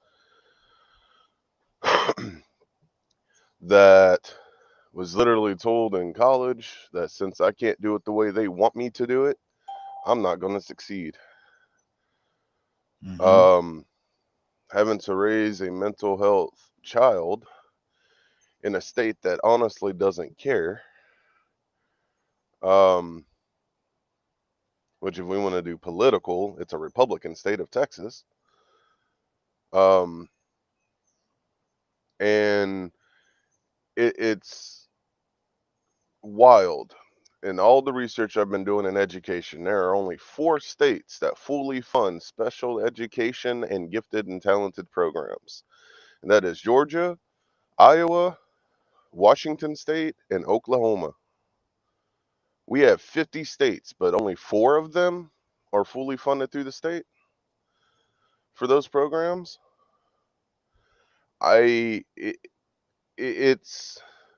It's wild. So I get to watch as they don't teach Native American history properly or Black history properly. They don't explain that history is written by winners. There's so many variables when it comes to schooling. You know, one of the things that I'd like to do once we move and stuff like that, if I'm able to pull it off, is actually start a nonprofit education center and get some people involved to teach different cultures and different history and make sure it's available to everyone. So we'd have less uneducated people out there, because it's going to be a long time until we get this political storm where we as the people need it. So the best I can do is throw my single vote out there and do something in my community that's for the betterment of the whole. Because so for me, I stepped back and looked at everything. I research. I talk to people like Leonard. I talk to museum people. I talk to other places. I reach out constantly, nonstop. That's good. It boils down to our responsibility as a human being. I have more free time than most people because I'm considered disabled now. So therefore, I can use my time and devote it to people. I understand there are parents that need to work, but it's my responsibility as being a part of this community to help those kids when their parents are having to work 2 jobs and not really be home to help them. So if I can provide a place they can come and get extra help to have a brighter future, that therefore the brighter future is going to end up helping us in all people in general, because they're going to know more things and understand more of what is the struggle of Native Americans and Asians and all the different races that are here in America with this screwed up system that we have. Good deal. Good deal. We got another caller. We got Rosalind. Good morning, Rosalind. How are you doing this morning? We're talking about the education system. What is the responsibility of the education system? What is the responsibility of our schools to us and our children? And what are our responsibilities, Rosalind, to them, to the school system? Talking about a lot this morning. Absolutely. Absolutely. Everything applies to me. Everything applies to me. Rosalind, are you talking directly into your phone? You're a little bit low. Are you talking directly into? You're not on speaker, are you? Can you hear me now? Yes, much better. Okay. Everything, all of that applies definitely to me. You know, I had my daughter when I was 32, so she's 7, and you know she's dealing with the whole ADHD thing. So I have to make sure that I'm involved in everything that she does while she's in school. Actually, we had a meeting yesterday, and I met with her teacher. Now, I agree with everybody. Everybody has commented on. I agree with them because it's kind of it's on both sides. I learned, you know, well, I live in a privileged town. I'm just gonna keep it real. So everything is more of on. Everything is more of on that. We're dealing with that as far as what Captain Dennis was saying and stuff like that. So I have to make sure that I'm involved with her education, with what she has going on, because if not, I'm gonna fail her and she's gonna be behind. So every time her teacher sends me stuff and stuff like that, I make sure I go over there. Whether she want to talk to me on the phone, no, we're not talking on the phone. I'm coming over there. And actually, I learned yesterday, she said, you are the best parent that I have, because a lot of parents don't even show up. I have to track them. So we as parents have to make sure that our kids are getting educated. I agree with that. I don't care if I have to work. I worked 2 jobs since I left my 17-year career job because of my daughter. Everything revolves around her education and everything. So in August, I'm going to jump into the education system as a teacher. It's going to be totally different from me. I'm coming from prison to education. So that's why I'm listening to everything everybody is saying, because I need to know what is going on as far as the education system. I need to know what to look for, what not to look for. So I'm kind of learning from what everybody is saying, and I'm taking it in because I need to know So Exactly. y'all can give me some insight on what to do or what not to do. That's why I'm just listening because That's I good. need to know. I have a 7-year-old and I'm jumping into the education system. So I need y'all to give me some points and give me some stuff or what I need to look for. Right. Exactly. And it's good. So I don't get into the whole political thing. I'm not into politics, but I need to know what's going to be best for me and my child and the other communities, all communities. So that's why I'm just listening to everybody. So if y'all can give me some good information, some advice, I would appreciate it. And let me clarify something for everybody. Not that it cannot happen, because it certainly can. But when she says she coming from prison, she was she worked in a prison. She wasn't incarcerated or nothing like that. But not saying that a person that was incarcerated cannot be a teacher, because I don't know whether they can or not. But I just wanted to clarify for the listeners. We got a lot of people out here that's listening, and I want to just clarify that point. 508-924-3521, 508-924-3521. We're talking about the education system today. What is their responsibility? The Board of Education and the school system itself. What are their responsibilities to us and our children? And what are our responsibilities to the Board of Education and our school system? Do we have any? We got quite a few people that's actually just tuned into the phone line. Say it again. Hey, Raheem. Yes. One suggestion, because she says she wants some help. Let me go ahead and throw this out here, because I know I know Sabrina would absolutely tell her. We are start studying for the praxis right now. Yeah. Don't wait till you get to school. Start studying for it right now, because if you even come close to the failing numbers, you will fail. Especially if you check off that you black. I've seen that with my own eyes. Wow. So start studying for the praxis right now. That way, when you take that exam, you ace that exam. That's a suggestion for it, man. I appreciate you, sister, for real. Absolutely. Appreciate you doing that. Absolutely. Thank you. Leonard, what's on your heart, brother? I'm listening, man. And if Rosin, you shoot me your information, I'll send you my thesis that I wrote on that particular issue. So it is. I'm just listening, because when you listen, you find out a lot of things. And I think that's what a lot of people don't do. We still ain't talked about learning. You still haven't talked about students. You still aren't talking about strategies that help kids learn best. I mean, it is amazing how you talk about. Let's go back. Remember proper assessment we talked about the other day? Yeah. If you don't make the proper assessment, you can't fix the problem. Now, I listened to what Captain Dennis said earlier.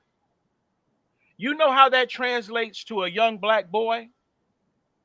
I might as well just drop out of school and go find something else to do, since I can be successful without it. You know what? I don't need school, because I'm going to be a rapper. I don't need school. Like you say, for instance, I'm going to go play basketball in your first year. Here, you done made it out of poverty. You a good look for the league, but can't get past your first year in college because you have no discipline. We put so many issues on everybody else. That's why we never fix nothing.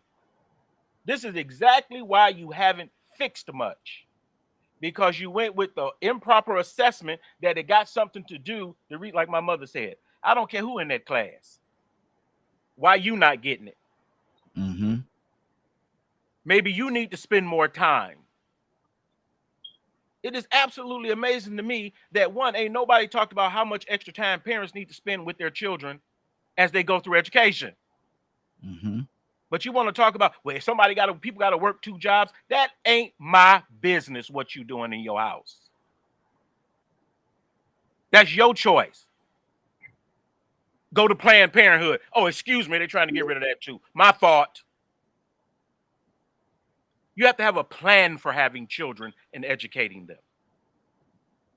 Like Miss Roslyn said, she knows her child, what her child needs, so she's going to do everything she can to supplement that public education and be active in there. Parents like her and parents like myself, teachers say, you know what, I wish my these other kids had your type parents like you. I had a principal tell me one time, you know what, Mr. Jones, if I can't say nothing else, you the black father that's gonna be here. Because that is that's what I have to do. That's my child. It's not their child. I must take the lead in his education, not them. And if people don't know, go get an education, because education is the responsibility of the state constitutionally. Now, what the federal government can do is propose all types of programs and funding and everything. But if states choose not to participate and things like that, that's on the state, which is why some of these Confederate states stay on the bottom of the education list, because they don't want to contribute the funding necessary to the child. When the North was funding at $6,000 per pupil, the South was doing $2,000. And you wonder why you're on the bottom of the education list. Kids use education as a vehicle to get to places that their parents never could get them to. Even from a horrible home, which all these stories we hear about, all these kids from horrible homes, sometimes I think, well, maybe I would have more if I was from a horrible home. But they use public education to advance themselves. And that's where they at now. And all you people who don't believe that you need an education, when you make all that money singing and dancing and doing whatever you doing, you going to pay somebody to count it. So you can't go with this one deal that I'm just going to do this, I'm just going to do that. No, you should have a wide approach to education. You should be able to take in lots of things from different resources and opportunities and combine those together for a quality education. Good deal. Good deal.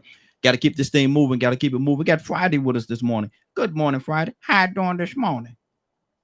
Friday on a Friday. Ain't that something? How you doing? Doing hey, good. We're talking about the education system. We're talking about the education system. What responsibility do the education system have to us and the school system? What responsibility do they have to us and to our children? And what responsibility do we have to the education system? What do you say to that? Oh, that's a mouthful. I would say that as far as the responsibility of the education system and them to us and ours to it, it's established establish to share information. Some individuals who have mastered different things at different level to prepare the upcoming generations for those next levels to be able to manufacture ideas, to manufacture thinkers, to manufacture the creation of imagination to substance. And what has happened, I believe,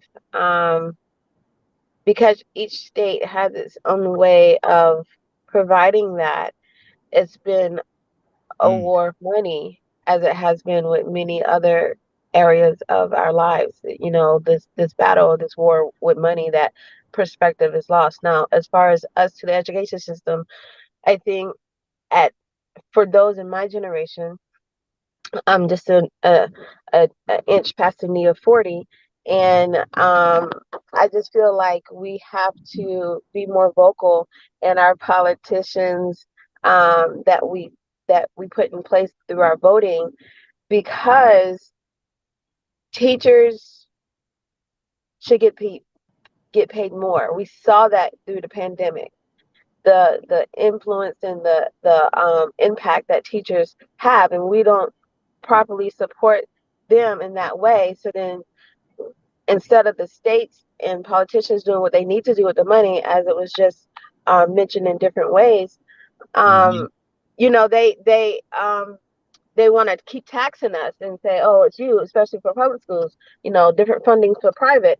But at the end of the day, we have to support the system, meaning the teachers that we're relying on, because they have lives too. And then the system needs to ensure that the money is flowing how it's supposed to flow to keep up-to-date books and up-to-date equipment in the classrooms. Absolutely. Let me go to Willa. Willa, good morning. How you doing this morning? Oh, I'm doing good, Raheem. How about yourself? Hey, doing good, doing good. Well, we're talking about the education system, and it's been brought to the table a couple of times about the amount of money that the teachers are making.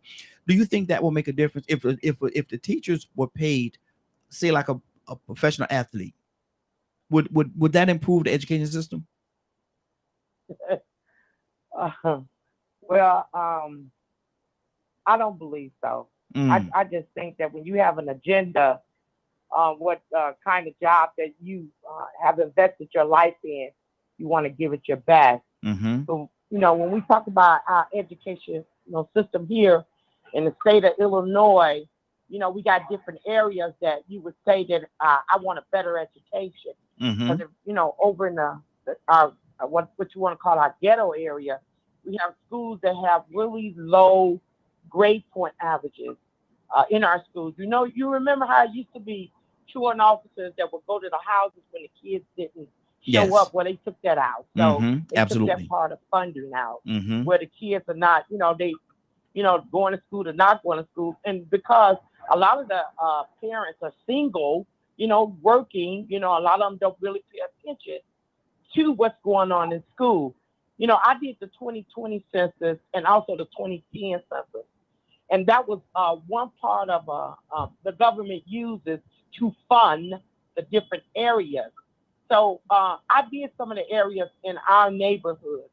And did you not know the people did not want to participate in the census because their answer is, I don't want the government to know my business. I don't, they really didn't understand that when they participated, it provided funding for their area.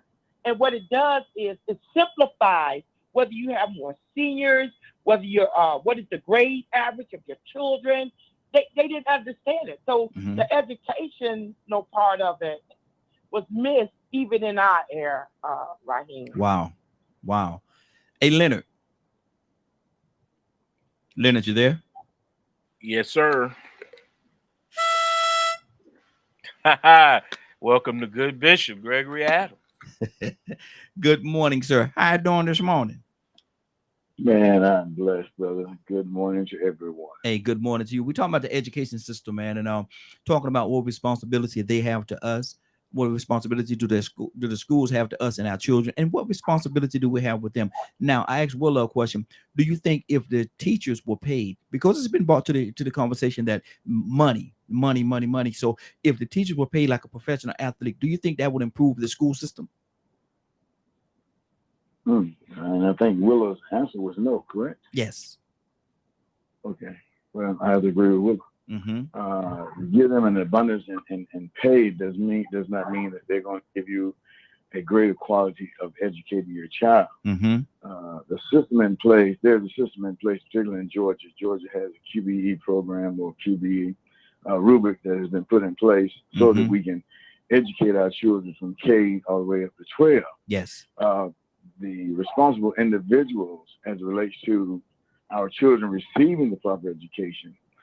I think everyone tries to make it fall back on the teachers, but the students have a role to play too. They have to be willing to learn. They have to go to school, sit down, and listen to the instructions of the teachers, and then grasp that information so that they can be productive as they move forward. Okay. And able to be promoted to the next level.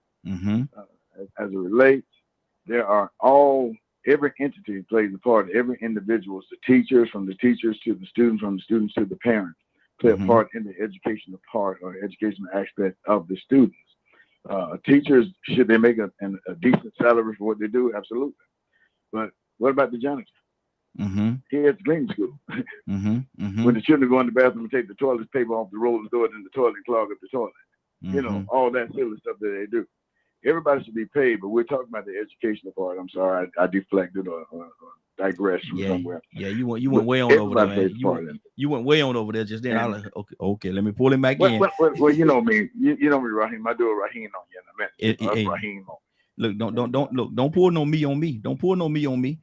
Well, I can't help it, man. This is how we are. But I think the school systems can improve. I really Absolutely. I don't know if you caught the news here in Georgia yesterday.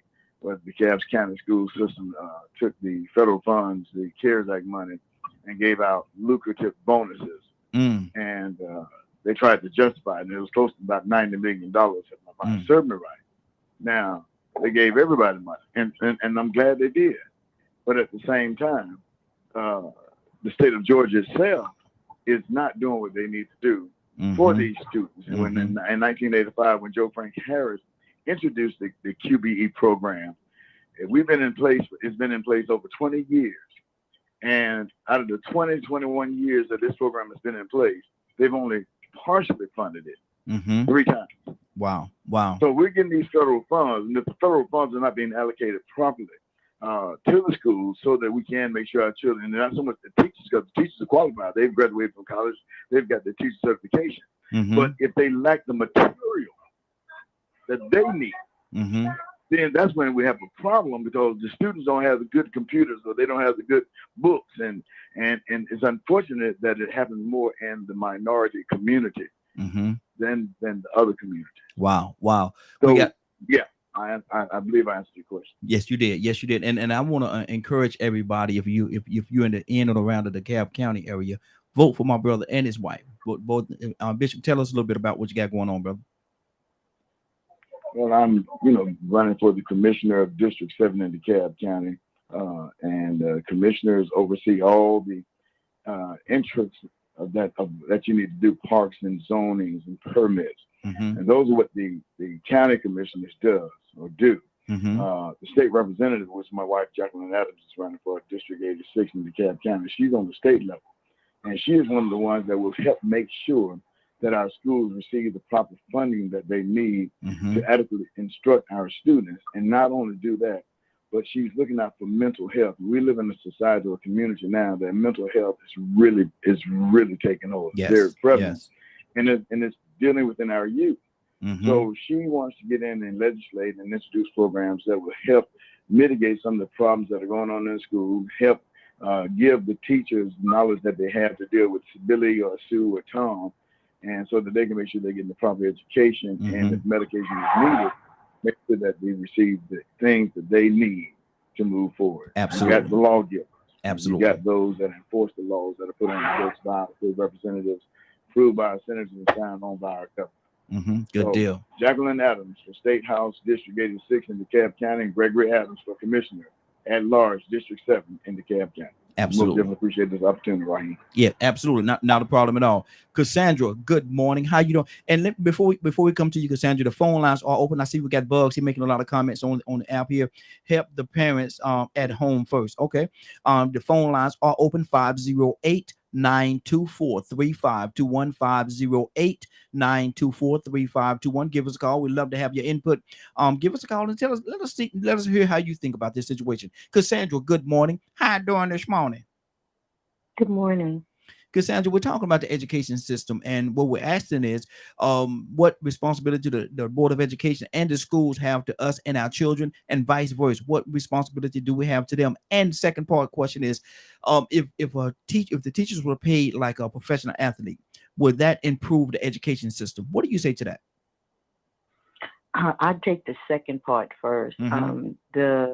If they were being paid like the professional athletes, I don't think that is what we need so much. They need more money, I can tell you that. But I think that the quality of education is going to come from people that are committed to educating our children, and the money isn't going to do that so much as the commitment from the person. I know when I taught school for 12 years. When I taught school, I spent, and most of the teachers that I know spend personal money trying to get in the hood where I was teaching. We spent our own personal money trying to make sure that we had supplies for our classroom. That should not be. That should not be. We were fighting to get equipment, and then I worked for a private school that worked with children that were kicked out of public school for different reasons, learning stuff, all kinds of different reasons. But the principal, the owner of that school, sacrificed and let people go for months without paying, just so that we could keep those children in school and learning. So, and it wasn't about money, because we were making very little money. And then when the school ran into trouble, several of us went 4 months without a paycheck in order to make sure that the school kept going. And the school was Soaring Eagle Christian Academy. It was in DeKalb County. And the owner, the principal, was Valeria Wade, one of the most amazing women I have ever met in my life. And it was all about educating our children. And those throwaway children that DeKalb and Fulton and Gwinnett County kicked out for different reasons, we got them in our school and did total turnarounds on every child that they had dismissed. Wow. So it's about your commitment to the children. Yeah. Yeah. That's good. That's good. Captain, talk to me, sir. Well, I love this. I ain't gonna lie to you. I hope family, excuse me that I kind of talk a little loud. That's my passion. I'm not upset with nobody. And I try not to come with a condescending attitude, for real. I want to say this and address Brother Leonard. I want to address Brother Badger. Brother Badger, I've been up to Pine Ridge Reservation, spent about 6 months because my cousin is a Laoka. And I did the Sweat Lodge twice. I don't think there's somebody on here that have not some Native American in their blood, because the Native American gave refuge to a lot of the slaves. So I do have Native American in my blood, and I do have been on the Indian reservation, and they doing their worse than we are. You know, they have given them the same commodities that we stopped in the 60s. They have it. They have a high of suicide among the Native Americans. Is not permitted on the reservation because it's one of the main diseases that they're fighting. There's a lot of it. So as being a Native American, as you say you are, I'm sure you have probably lodged a couple of times. I've been twice. And I have a great kinship towards the Native Americans. And I do believe that we'll be blessed one day to be able to go on the Indian reservation, which is a sovereign nation, and be. Okay. I think we have some issues. We have some issues with his phone line there. We have some issues with his phone line. Let me go back to Charles. Talk to me, brother. As for your question, should teachers be paid more? Yes.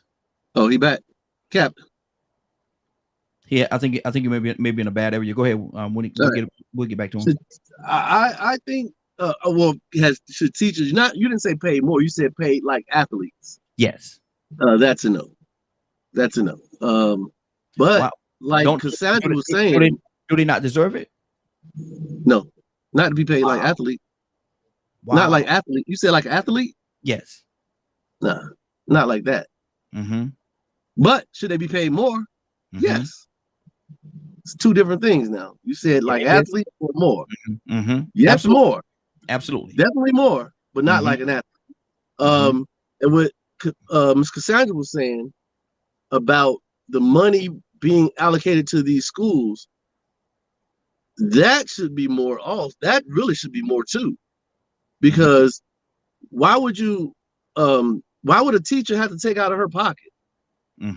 Or a principal or not get paid for 4 months? You know, they have kids and they have family also. And it does go with what Bishop was saying, it does go beyond just the teacher, it goes to the janitor and all that stuff also. But I think the system itself, you know, when you got these I wonder, was it a charter school or something that Miss Cassandra was in? Yes. We got charter schools here, things like that. You know, those things were really pushing in DeKalb County. They were doing great. And as for every, you know, education, when you go past just regular education of high school level, you can graduate now. You can graduate high school. And me and Ray was talking about this. We went over some stuff. His wife, Ray's wife, got a full scholarship to the Citadel. Wow. Right? Ray went into the military. They pretty much, she did her 4 years, got her bachelor's degree. Ray did 6 years in the military. Not because he's a man, but because the job he took. He makes 6 figures with no college. No college, just his experience of what he does. He makes 6 figures. And there's other jobs that you can do out there that you can do that. You understand? But you have to be dedicated on doing it. This was it Bishop who said the student have to want to do it. Yeah. The parent have to want them to do it. And what Leonard was saying about people saying solutions, tutoring. I mentioned that instead of spending your money on one thing, get tutors. You have computer programs that'll help kids out here. That are you spend $200-300 on it, and you can bring your student from being a D student up to a B student. You know, it's the tutors do not cost. Go and grab a college student and paying that college student some money. It doesn't cost as much as some a Fendi bag. Yeah, exactly. And your child education level will go up. And for parents who do have to work, because I know you got parents who have to work. I understand that, we understand that, but still you got parents who have to work, single parents who put themselves in a situation, or they may not didn't, that have to work, and they still they're not frugal with their money on and spending it on their child in a way of, my kid wear Jordans, but he can't read. You know? Come on now, we got this, man. I know it, I've seen it. Like I said, I was in adult education. My ex-wife was an educator, and like Cassandra was saying, they have to pay. She had to pay money out of her pocket. Just had to bring money out of her pocket to help students who couldn't have. Exactly. In DeKalb County right now, I know this lady I was dating. Her daughter graduated high school with a bachelor's degree because of the high school she went to. Then went to Georgia State, got money from that. Went 2 years. No, I apologize. She graduated high school with an associate's. Then went 2 years to Georgia State and got her bachelor's. She graduated high school with an associate's, with a 2-year degree. She could have went out and started working right then and there with that associate's degree. Went 2 more years and finished her bachelor's. 2 more years and she'll go get her master's. And this is just with public, as we say, government education. So there's a will, there's a way. Where there's a will, there's a way. Good deal, y'all. We got to stay within that 3 minutes, man. You done jumped over. But I gotta say something. Let me do this. They asking for the phone number. The phone number is 508-924-3521. 508-924-3521. But I got to say this, y'all. You want mutual line, y'all. We can hear you cussing over there now. We can hear you cussing over there. But but listen. But man, you went way country on us though, brother. You said may not, didn't. Boy, I ain't heard that in a long time. May not, didn't. Okay, they may not, didn't. Hey, that's like I tried to told you. I was like, God, this joker just said may not, didn't. Lord. I tried. You done heard I tried to told you. Exactly. I say it all the time, brother. I say it all the time. No, where was you? Where was you? Exactly. Where you be at? Lord Jesus. But go ahead, Captain. You had some thoughts on your head. Where you be at? Exactly. Let me say this. I thought I was talking evidently, but let me do a quick. Did you hear what I said, brother? I think I got cut off. I don't know. I'm steady talking. Yeah, you got cut off. Okay. I heard all the way. Let me get the it last right thing quick. we heard was about Sweat Lodge. Okay, yes. Yeah, what I wanted to say was that dealing with my sister, no, having more money does not give us quality education. But I mentioned that there's very few Black men who are teachers, and only because the pay that they're giving them does not meet the standard of the cost of living that would allow them to take care of their families. So unfortunately, when I came up, it was 80% of Black men was in the school. You can't hardly find Black men teachers. You find a lot of females. And at the same time, I do believe that I like my man LeBron James, who paid for a private charter school with his money. I like what Oprah did, but she went over to Africa. I thought she should put her money here. Marva Collins in Chicago, brilliant woman. We got $1.9 trillion we spend. We don't need no politics to dictate to us and educate. We just got to get our entertainers and our professional people to fund great charters that would produce the quality of life of students that we'd be happy with. I mentioned that you got most of your educators that has these degrees. I have a 9th grade education. I mentioned. I got a honorary doctor degree. But I mean, I don't use the word doctor. I didn't graduate. Well, how am I so learned? It ain't because I got it from the educational system. It's because I begin to start studying something about myself, a knowledge to go beyond the educational system. I'm saying no. We did not make our young people go to college. Go to play basketball. Their parents did. It was their parents that seen the athletic ability of their child and say, bump education, son, you can run that ball and you can put mom in a brand new home. Most of you educators with degrees, you don't live in the hood no more. You get your degrees, man, you out the hood. You try to live among the privileged. Come on, keep it 100. There's some of you that do. Now, wait a minute, don't get me wrong. There's some of you that do. But the more you become educated in this man's world, the more manageable y'all become. That's why I talk about that PhD, that pumpkin head degree. Your head's so doggone big that you ain't got the patience to deal with people that don't have the education. Because why? You paid for your education. And so therefore you think you are privileged. Come on, man. Go back to the hood and make the community what it should be. And then they won't try to get into sports to be able to get what they all want to be or join the army. You got to come back educator. You got to be able to build the Black community up, educator. With all your education. So don't stand up there, sit on your condescending podium and condemn those who's trying to come up because they ain't up to your standard. Yeah. Wow. Wow. Good deal. Good. We got another caller we actually got 2 more callers. We got another caller that just called in from the 443 area code. What's your name? Where you calling from? Good morning. Good morning. How are you? I am doing well. What's your name? Where you calling from? My name's Joe, but I was on with the name Bugger. Okay. Hey, Joe, how you doing? Doing good, doing good. I'm happy for your conversation. Hey, good to have you, brother. Good to have you. We're here. And just to let you know, we're here every day, Monday through Friday from 7 o'clock until 10 o'clock. So you're more than welcome to come on back and join us. But right now, what we're talking about is education. What responsibility does the education system have, the Board of Education have to us or the students? And what responsibility do we have to them as well? What do you say to that?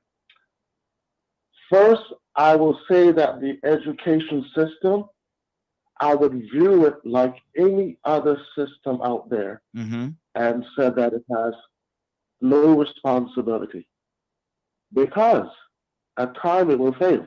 At times it will break down. And our children that are our most prized possession, they are our responsibility. So if we take the lead as parents and we take the discipline, we take everything that it possibly need to upbring them in the home, then they will take that education from in the home to the school. They will learn to sit, learn to behave, learn to get along with each other. But right now we are having problems in the home. So the problems that we're having in the home is spilling into the school, where you have problems with single mom, problems with no fathers in the home, problems with young men cannot be controlled in the home. If they cannot be controlled in the home, they will not be controlled in the school. So now we have teachers that are dealing with unnecessary problems. Should teachers be getting paid more? Absolutely. Teachers should definitely get paid more like sports players. But I don't think as much money should go into the school system. I think the money should go into the homes with programs that will help mom to be mom, that will help dad to be dad, that will help young man, young woman, that will have community programs. Because right now the money is going into the school. However, it's on the top edge. It's not flowing down bottom. It's not going in the classroom. Wow. So it's there, but it's getting stuck at the top. That's good. Stay right there, Joe. I got to circle around with some more people, brother. Stay with us as long as you can. You're more than welcome to continue to comment as we go forward. I want to go to Toya with a T. We have Toya with a T. Good morning. How you doing? But before we just say something, I have a concern, and one of my concerns is, are we putting more honor? Are we honoring more our people that entertain us over the people that educate us? And that's why I asked the question, man, because I think a teacher, athlete, a lot of times not going to get there if they don't have that teacher that's going to push them to that place. A judge is not going to get there if they don't have that teacher to push them to that place. And so, Toya, talk to me, sis. I heard you say yes. What's on your heart? I'm sorry, I was talking to my mom. Oh, okay. So this is the thing. You know me, right? We make the system. Humans never want to take responsibility. We make the system. So, example, I'm just a little pesky little food worker. And when you come to my establishment and buy your food, you've already done your part when you pay for the food. But don't you want me to go above and beyond with customer service? That's the same expectation everybody should have when they go to work. See, we don't care no more. Let me tell you something. I don't care how old you are. When you get to me at 16, 18, or 20 to work for me, I don't care what your mama taught you, and I don't care what the school taught you. Because when you get up in here, we're going to run this thing my way. And the humans have given up their responsibility. The teachers in school don't care no more. The parents don't care no more. Parents are teachers, and teachers are parents. The whole system is ran by people. And it's not the system, it's the people. We don't care anymore. We don't have the time anymore. We don't want to be bothered anymore. It is not just up to the parent. It is up to the entire village to make these kids be who they are going to be. Because sometimes we drop the ball. Example, in the Bible, they want you to take care of widows. Why? Because it's going to be hard for a widow mentally to send kids to school, make sure they got this, make sure they know that. Sometimes it's hard. And that's where we step in as individuals. So I don't give my power up. It can be your kid, your grandkid, your niece, or your nephew. You send them my way, they're going to learn today. Wow, that's good. That's good. Let me, I want to play this video clip right quick, and we're going to keep this thing going, but I got to play this right here. This is, we have the Redeemed Awards coming up at the end of the month. We got early bird tickets, which will end Saturday, so make sure you go out and get your early bird tickets, or you're going to be paying a little extra money for those tickets. And the price of the ticket absolutely does include the meal that will be catered. And so my thing is, get your tickets before Saturday, 12 o'clock Saturday, Sunday morning, it's shut off. So there's no more early bird tickets. So make sure you get them before that time. Check this out.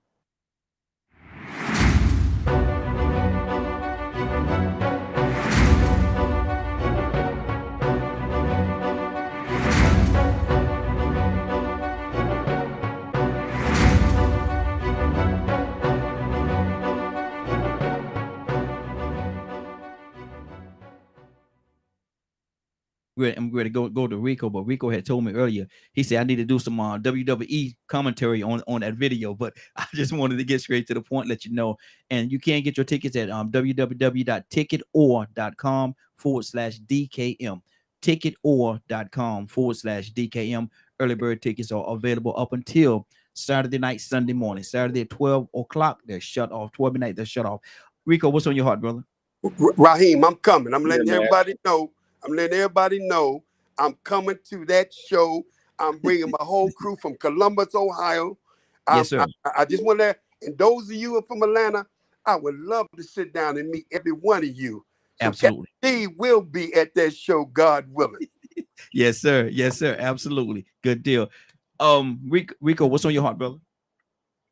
So you hit it on the head, man. I hit on it a little earlier. People don't care no more. And the reason why they don't care, because there's so much emphasis on surviving right now, to the point of where people care more about the money. So I'm gonna hit on a couple of things. It's gonna be a little hard for me to hit on all of it. But that question about paying teachers the same things you pay athletes. Well, if you start doing that, you'll have people that really don't care about no child being left behind and educating. They'll just come to that occupation for the money. You'll have well-paid child molesters up in the school getting rich and getting other children to come and screw them when they turn 15 and 16. See, everybody just because they're a teacher or a cop or a judge don't deserve that honor, that entitlement. That still would have to be earned. Those athletes earn that money. They prove that they're the elite of the elite. But just to throw that kind of salary on a teacher, man, you got doctors and nurses right now that's only doing it for the money. They don't care nothing about really saving people. They're the rudest, most mean people you ever seen in your life. Terrible quality of care. Terrible. But they well paid. Malpractice, getting sued. They got an umbrella though. Sometimes you don't get sued if somebody sign away their rights for you to get this treatment. But a lot of people want to be attorneys and doctors and this and that just because it pays well. So then you have teachers that's only in there because it pays well, because if they were doing it for the right reason, we wouldn't have a shortage. Right now, they're chasing that dollar. So people don't care. And I heard Charles say that, you know, about the people that made it and got scholarships out of high school that tried to make an effort. They made education a priority. The thing is in some of those cases, you were guaranteed to get a unicorn every now and then, somebody that overcome all the odds. But for the most part, it's going to be hard for you to overcome them odds when you ain't got Wi-Fi in your home. And most times it's going to be hard to overcome the odds when you don't have parents that don't care. See, parents are the first teachers. Actually, the mother is the first teacher. So it's on the parents, it's on the humans, it's on human beings.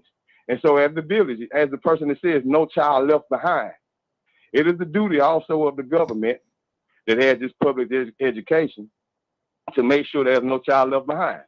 So I heard the caller say a second ago, but they need to have programs to help the mothers and the fathers. They did. They call it welfare. But see, there are people with agendas. We are still in America, Amerikakka. And they say, well, we're going to help you parents, except the fathers. We're going to give you somewhere to stay and give you a check, but not that father. Matter of fact, even though he's black and he came melanated and came from the same arena that you came from, dealing with an agenda where we really don't want the black male to succeed, because if the black male succeeds, then that might put us in danger. They might intrude on our rights and on our privileges and entitlements. They might start catching up with us. But we still ain't going to give him no program to help him be a better father, but we'll help you be a better mother without him. As a matter of fact, we can help you do a better job than it would with him. But some people are going to discredit that a little bit later on. I already know it's coming. But that's the reality. So I want to just rouse them, because, you see, we start talking about, well, what are we going to do? What are we going to do? I'm hearing this and that. Y'all complaining, y'all crying. Or you're making people aware. You're waking people up.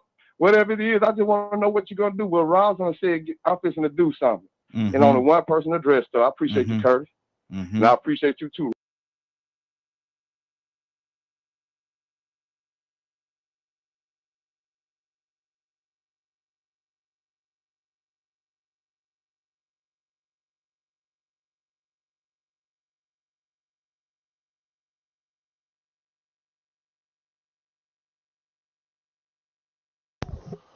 Hello? Hey, Leonard.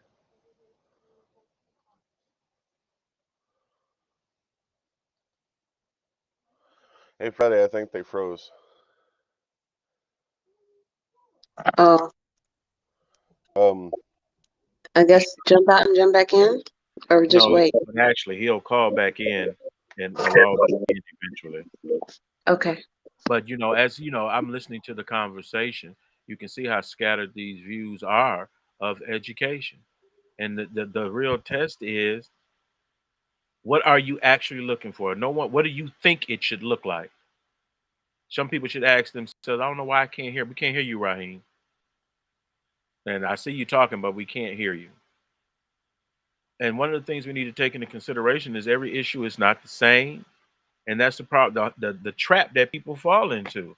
You have to come up with programs for all children, not just the ones you like the best. There are people that come from places here that don't even speak this language and are doing better in this education system than you are. So what you need to find out is how. How can we improve education to the point where every student is successful? We could do that if it was an objective. People screamed about no child left behind, which was a great effort. But what people don't understand is the Elementary Secondary Education Act that was passed is usually the mainstream policy for funding education at a federal level. Usually the name will change. But what happens is because we crossing boundaries. When we start crossing boundaries, then it lose connection. Exactly. Okay, can y'all hear me? Leonard, can you hear me? I hear you now. Okay, yeah, we had some issues with the system there. Rico, go ahead, finish your thought, brother. Yeah, man, I don't even know where to start back at, man, but I'm gonna go back to Rosamond. I think I hit some pretty good points earlier about latchkey children and people trying to survive, and what Toya said about people not caring anymore. What did y'all last hear that I said first? What you were saying about when I heard the part where you were saying that you appreciate Rosalind, how when she said she was making an effort and doing the things that she's supposed to do, and only one person really acknowledged that, and that was Curtis, and you thank Curtis for that, and you thank Rosalind. That's when okay. Okay, so I can get back to that then.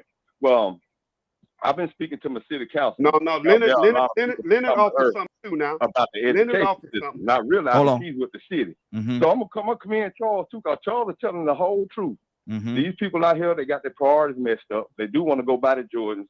They want to go to events and mingle, social events, but they don't want to go to PTO meetings. They don't want to go to city council meetings. They just want to do what makes them feel good. So that's that. I mean, like I said, the parents are the first teachers, but if that is not a priority for the parent, then whatever the priority is for the parent, the children gonna think, well, that's what I need to make a priority too. So I mean, that was but going back to Rosa, she asked that question and she didn't really get a whole lot of advice. So talking to my city councilman, I brought up an idea to her that I had over the years, and then I saw it on a TV show. If you do become a teacher, you still will have your hands tied. As you get into that and start teaching, you might start seeing stuff that you don't agree with, or you might see stuff that's left out, and you say, well, you know what, man, I need to clarify that. I need to fix that. That's misinformation. But that goes against the curriculum, and your hands will be tied. So the idea that I came across a few professors and teachers, scholars from different melanated HBCUs to come up with a curriculum and to teach it on Saturdays, and to teach to help people practice the ACT on Saturdays on their own time, just to make sure no child is left behind. Because as teachers in this education system, they also see the flaws. They see the school to prison pipeline. They see that their hands are tied and there's only so much they can do. They see, like what Willa said, that children can miss 21 days, but the police still ain't going to the parents, holding them accountable. That used to be a law. I'm going through this issue right now. Man, listen, they have to go with the guidelines and make sure they get their funding. If they don't, they won't get it.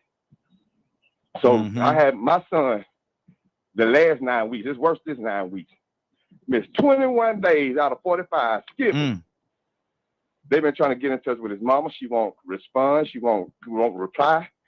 I ain't showing no concern about it. He's bringing home grades with single-digit F's. She ain't showed up yet. So then as I find out that they actually been trying to help and reach out, they're not responding to me the way they should. Now that they see that he's down a parent that cares. But I'm asking myself, if I hadn't have called y'all, had I not reached out to y'all and y'all realized he had a father that cared and that she's been keeping them from him, y'all were just gonna let him slip through the cracks. Yes. Wow. They were the counselor. And I was sort of ticked and angry when I was listening to the responses that they were giving. But then as I listened, I realized more and more. First off, he ain't the only one. It's a lot of them. They ain't getting that parenting at home. They ain't getting that schooling at home. They ain't getting the priorities of the quality of standards at home. And they're overwhelmed at the schools, underpaid. I mean, like I said, so many different things that play a part in what's keeping these children. And like I said, certain agendas.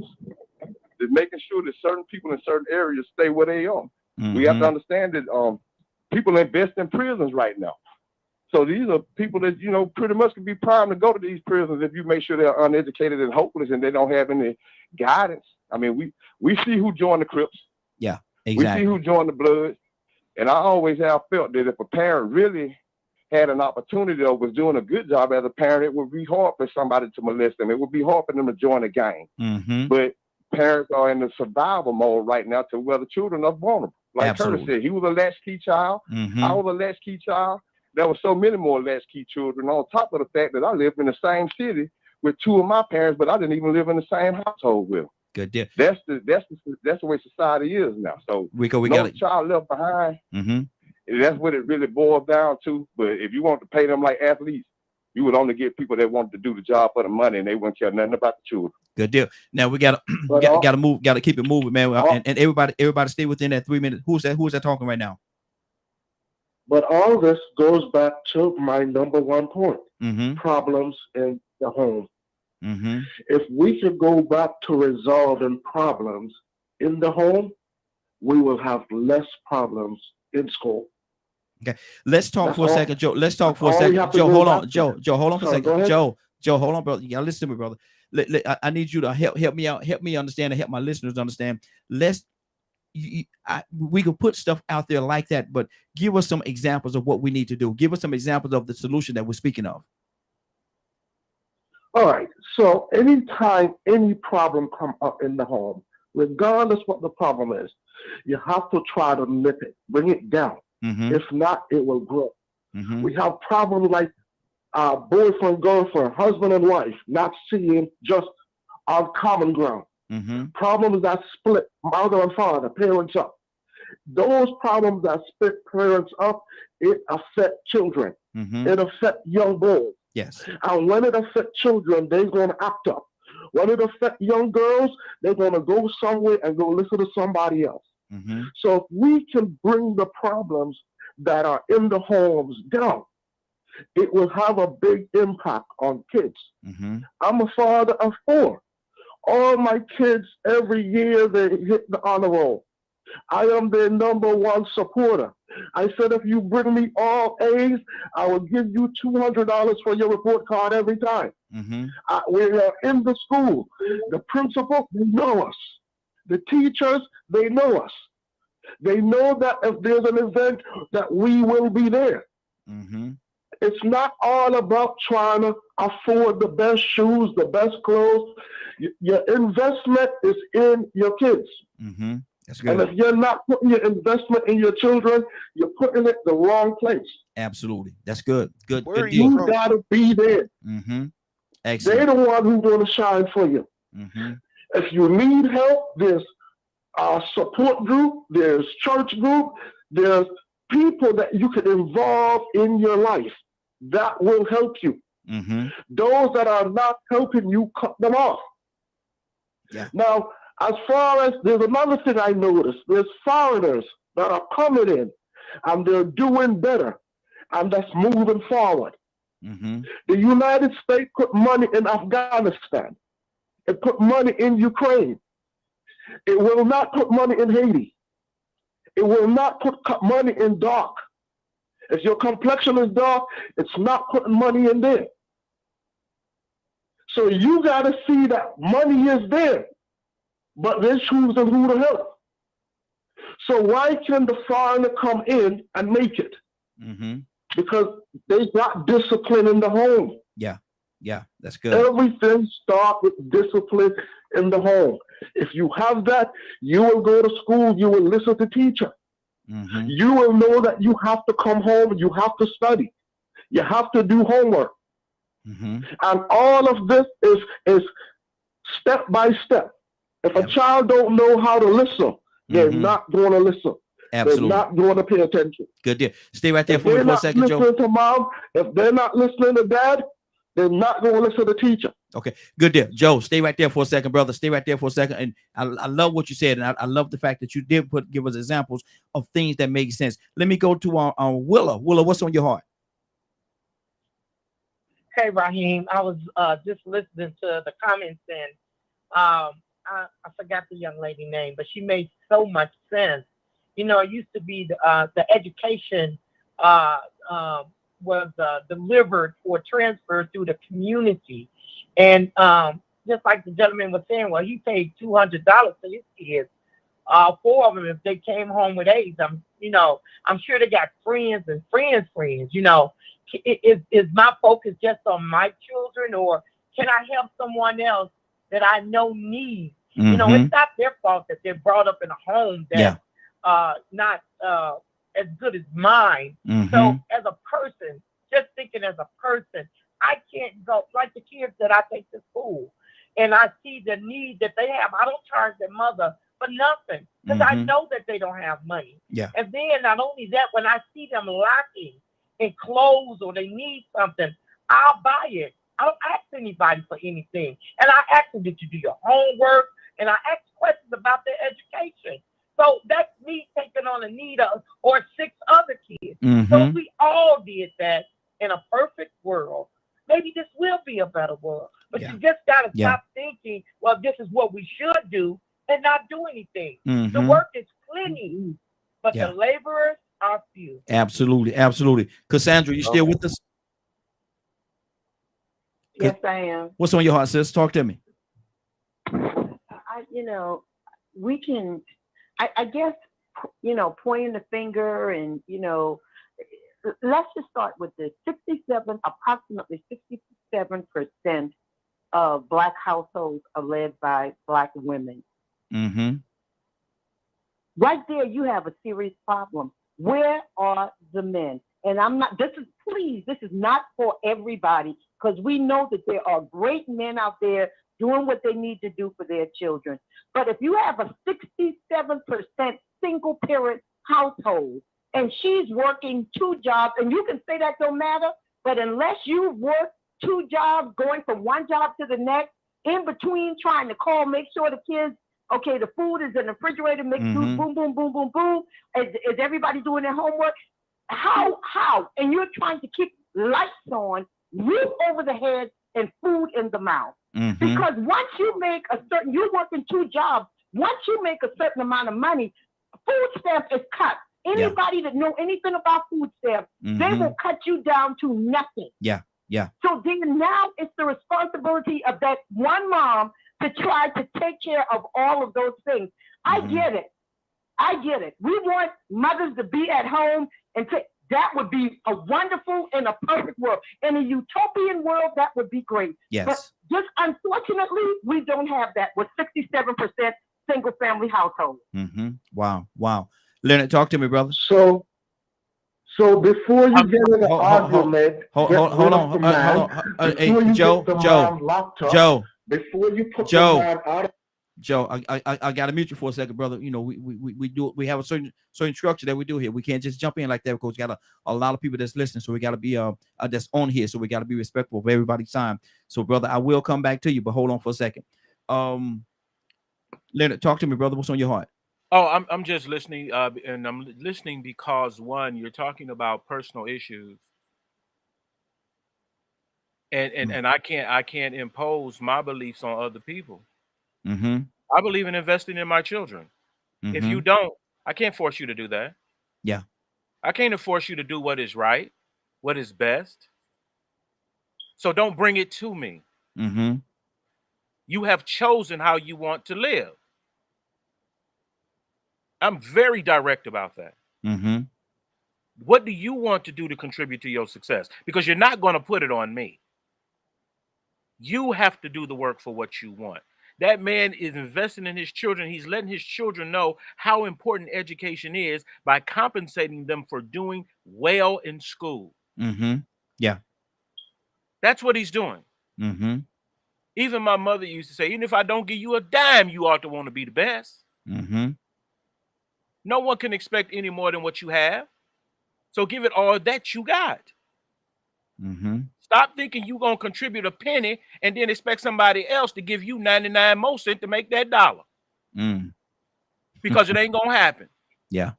People can sit around. Everybody got an excuse and a complaint for not stepping up and taking responsibility for how they have chose to live their lives. If you have chose to live your lives by making a mess of kids with no daddies, that ain't my fault. But you're going to have to do extra. I don't work 3 and 4 jobs to take care of my children and to make sure they have access to opportunities. And I'm not going to sit here and cry for you because you got to do it.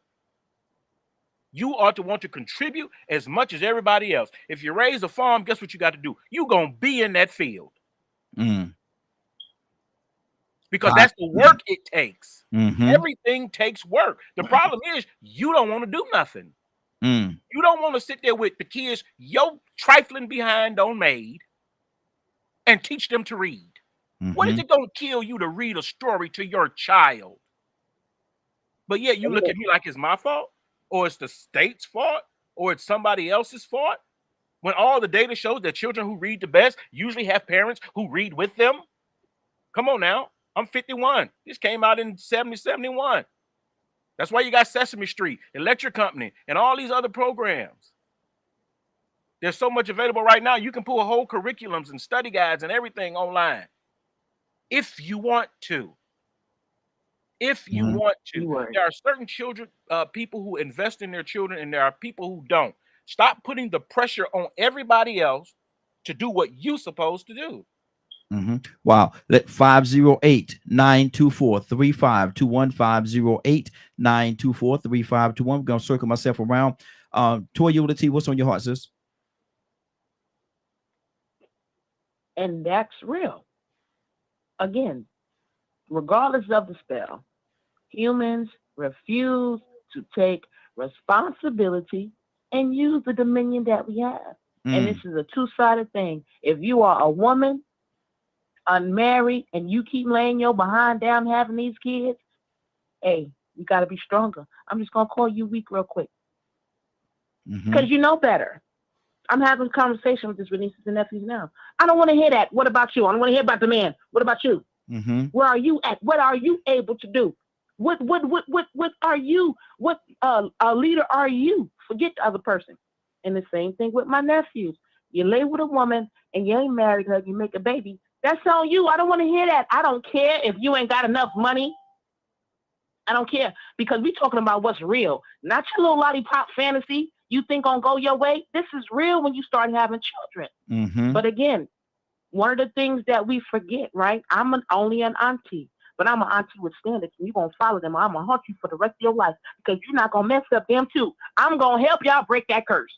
And again, we don't want to take responsibility anymore. Some of us, and I'm not mad. I'm not mad at, oh, that's not my problem. You had kids. No, it is my problem, because I'm gonna wind up having to whoop one of them in the future. So let me go ahead and teach you what I need to know, baby. Don't do that. Don't have them. You know what I'm saying? And even if you make the mistakes, I still need to be there and keep them in line, because you're not gonna have a whole bunch of barbarians running around. So again, personal responsibility. Absolutely, absolutely. Badger, what's on your heart, brother?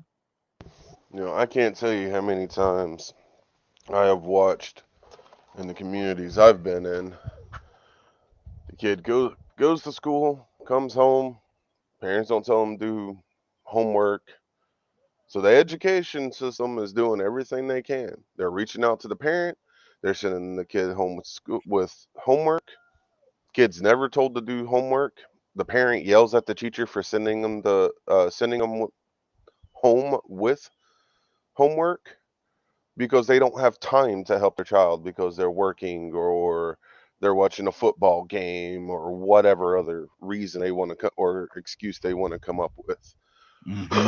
So the reason I have the perspective that I do is I've seen this stuff go down. I've seen it happen. Is every school perfect? No. Are there school systems that are better than others? Absolutely. Matter of fact, my stepmom or mother-in-law is a school teacher. She spends money out of her paycheck to pay for supplies for her classes. And she talks to me about the school system all the time. Matter of fact, she's having to stay until she retires where she's at, because if she goes to another city, they're paid even less. And we're talking about Austin, Texas, about to become Silicon Valley version 2. Pays their school teachers less than Houston, Texas does. Wow. So there are so many variables on this topic. And I'm with Leonard, and I'm with, is his name Joel? Joe. Is that how you pronounce it? Okay. Joe. I just want to make sure I was pronouncing it right. Good deal. A lot of stuff begins at home, because it's my responsibility to make sure whatever the school isn't able to teach, because they can't teach an entire history of one culture in the amount of time in 8 hours of school, or 6 to 8 hours of school now. Yeah. So They have math class, they have English, they'll have US history or social studies, depending on what grade levels they're in. You know, if you're backing your child up, they're probably taking even higher level courses that could get them into college or other programs. Hey, as a matter of fact, some schools offer what are those called? When it's blue collar jobs, Mm-hmm. you know, construction, mechanic, computers, that they can do in middle school or high school and Yeah. start the process of learning before they even go to a tech college. Wow. But it's not everywhere. Mm-hmm. It Good used deal. to be, but Mm-hmm. not anymore. So once again, yes, education system is where it's at. Mm-hmm. Good. Should we Let's- fight more? Sorry. Yeah, we got to keep this thing going because we only got about 10 more minutes. I want to touch as many people as I can. So everybody give me your quick version of what you're going to say because I want to circle around. We got quite a few people here. Definitely appreciate each and every one of you for being here with us today and everybody that's tuning in with us. You're listening to DKM Media Group and Associates. This is The Morning Glow. Again, we're here every day, Monday through Friday from 7 o'clock in the morning until 10 o'clock a.m. Eastern Standard Time. Now, I want to go to Rosalind. Rosalind, what's on your heart, sis? Oh, thank you for coming to me. Thank you, by the way, Rosalind. I'm at the school. We're having Mississippi Day, and I supposed to be there like at 8 o'clock. But anyway, just want to say it start with us. It start with the parents. You know, for the past 3 months, we've been raising money, our organization, to give out scholarships to our graduates this year. We're trying to give out 5. Mm-hmm. And it's a lot of people in the community that has been involved in raising money. But the participants, it's only 3 participants. Come on. Like, we're giving this money to your children and you won't even encourage them to apply or put in an application. I mean, I don't care if it's $100. That'll pay for at least a half a book. Exactly. Or it'll go towards a trade school. But it starts with us. And us as parents, we got to do better. Yeah. We have to do better. Exactly. And it starts with us. I agree with everybody. What everybody is saying. We play a big part. Like, I'm at the school right now. It will probably be a few melanated people here today. Mm-hmm. So it starts with us again. Yeah. You have to invest in your children. Mm-hmm. I don't make 6 figures, but my daughter's going to be in tutoring this summer. Mm-hmm. I don't care if I have to fry fish. I don't care if I have to sell barbecue plates. She's going to have the best of the best. She can't say mama wasn't there. I'm gonna invest in my daughter. Mm-hmm. She's not gonna wear Jordans and not know how to read. Exactly. So it starts with us. And I love everybody. I appreciate all the information and advice. Y'all have a fabulous weekend and everybody be blessed. And likewise for you as well. So definitely appreciate you and keep doing what you're doing. You're definitely. I'm gonna tell you something. Sir. You are needed. You are needed. You're definitely. Can I say something before she leaves while she's still on? Absolutely. Because I see she's involved. I hope she actually sort of, take that advice like earlier about the supplemental education on Saturdays, because the thing is how many times can we say it starts at home? Mm-hmm. Even when we disagreed, all of us have said that it starts at home. But now we have an option. We can either chastise those parents, the dads that left the homes, the mothers that argued and made the dads leave, that made choices. We can argue with those parents, or we could look at the parents that, for example, I had a friend that I grew up with, got caught up in a machine on his job. Body got ripped apart. When his body got ripped apart, they left his family fatherless. Not only did that mother have to deal with that mentally, but then she had to fight the company, same company that I had to sue and fight, to get the pay, because they tried to make it seem like it was his fault and he was on drugs. I mean, they went through everything they could to try to minimize what they would have to do to help her, to compensate for his death. Mm-hmm. And in the process of her losing her husband, see, this just wasn't a deadbeat mother or a deadbeat father. This was another condition, another thing called life, that made this woman a single mother. And her whole life and whole family turned upside down from that point. Mm-hmm. So we could say, well, you chose to do this and you chose to do that, and then don't bring it to me, but listen. After you persecute those children or persecute those parents and tell them not to bring the issue to you because you did this and you did that and you ain't taking care of your home, them children still stuck. Mm-hmm. Because the thing is that we could say it begins at home, but when they ain't doing it at home, then what? Yeah. Us saying it ain't making a change.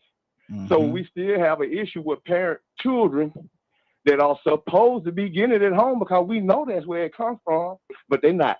Exactly. They're getting it from gangs. They're getting it from big cousins, older siblings. They're getting it from whoever can teach them something good or bad. See, the thing is some of these parents are in survival mode. Some of them are distracted by necessity to survive and work 2 or 3 jobs for whatever reason. And some are distracted by fun and recreation. Absolutely. They want to live their best life. Good deal. Good deal. We got 6 minutes. So I want, like I said again, I want to touch as many people as I can. So everybody give me your quick version as to what you're gonna say. Captain, talk to me, sir. Well, let me say this right quick. I want to say I agree with Leonard. I agree with Badger. I agree with Joe. Everybody's on this line. I can say I agree with them. There's nothing nobody said that I disagree with. And let me get the facts. 80% of the home is headed by a single parent. Not 60, not 50. 80% of the home. 80% of the home have one parent, and it's the female. To all the single mothers on this line, I salute you, because it's absolutely difficult to try to raise your children and take care of them, take care of your livelihood at the same time.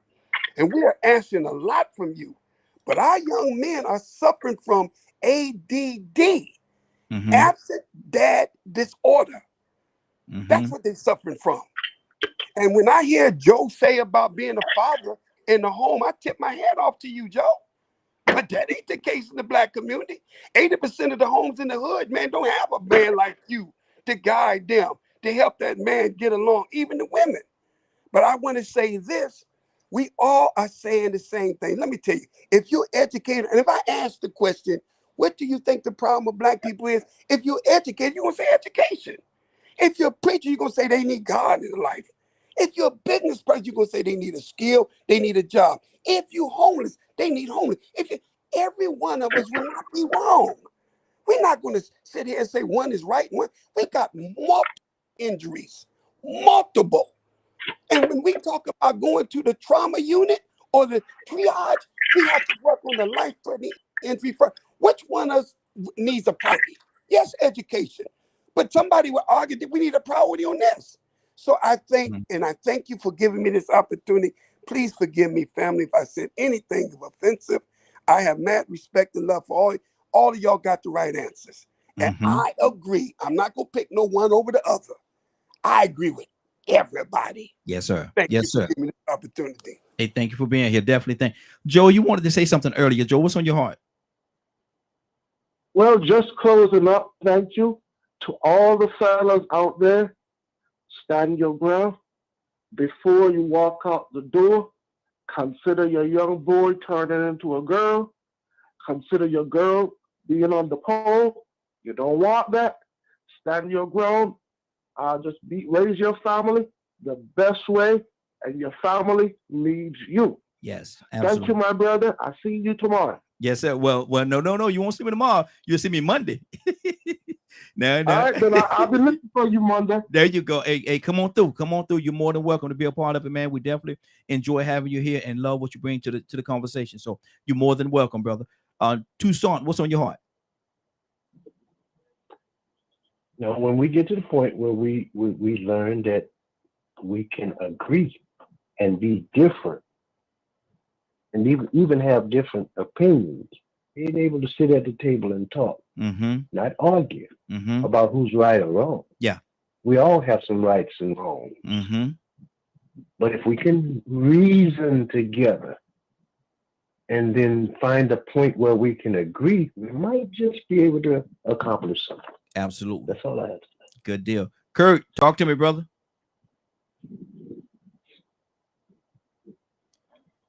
Kurt, you there? Yes, sir. There you go. I'm right here. It's time for us to stop talking about the problem and be a part of the solution. I agree with what everybody said on this panel. But the black folk is tired, man. Poor folks is tired. We just tired. We so tired that we work so hard to achieve it that we're so tired we can't follow through. You know, it's just time for us to follow through and hold folks accountable. Absolutely. Everybody. Absolutely. Not just one particular group, but everybody. That's all I gotta say. Good deal. Good deal. Bishop, something on your heart?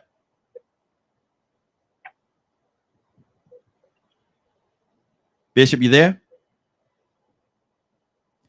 I'm gonna say it. Bishop, wake up and go to sleep. Wake up and go to sleep. Toya with a T. Talk to me, sis.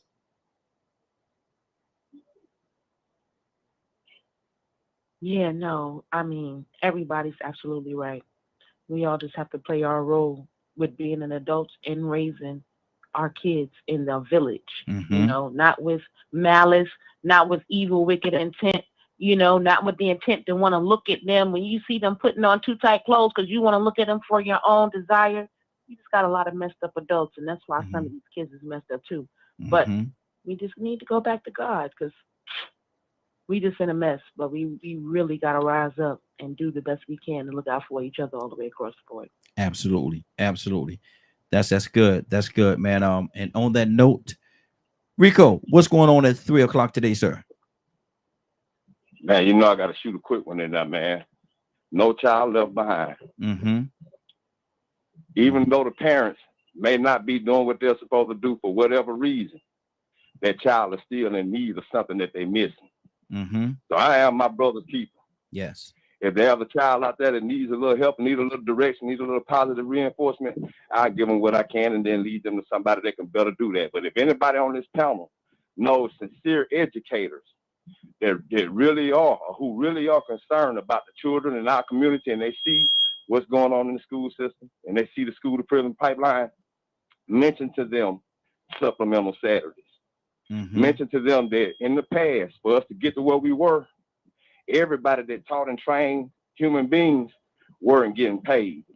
They had to do it out of necessity for survival. Now all of a sudden it's a price on it, and that's the reason why we losing.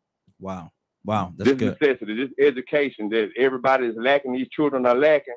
They should not be denied that education, but there are certain factors in place that's making it happen, good and bad, choices and conditions. But regardless of who you point the finger at or whose fault it is, the children are still in that situation. So come up with a solution and get your friends to do the educating, to come and dedicate some of their time to do what our ancestors did before they made teaching a salary. With that being said, if you missed today's show and would like to see or hear the rebroadcast in its entirety, you can tune in at www.dkmmediagroup.com. Good deal. Good deal. Willow. Man, come on now. Come on, Raheem. Let's go. Now, Willow, are you ready? Are you ready, Willow? I am ready. Are you ready? Actually, well, let's go. After what Rico just said, let's go. Let's go. Let's go. Father God in heaven, Lord, we thank you this morning. We thank you for the wisdom and the guidance that you've given us, Lord. Father, you said it in your word in Matthew 37, chapter 37, verses 22, to love one another as I've loved you. That was your greatest commandment, Lord. And Father, I believe on this line that I heard it. I heard that someone has concern for that young boy, that young girl, Lord. Father, in the name of Jesus, we're asking you, oh Lord, to keep supplying those things that we need in order to do what you want us to do, Lord. Yes. Father, we know you orchestrate and plan everything.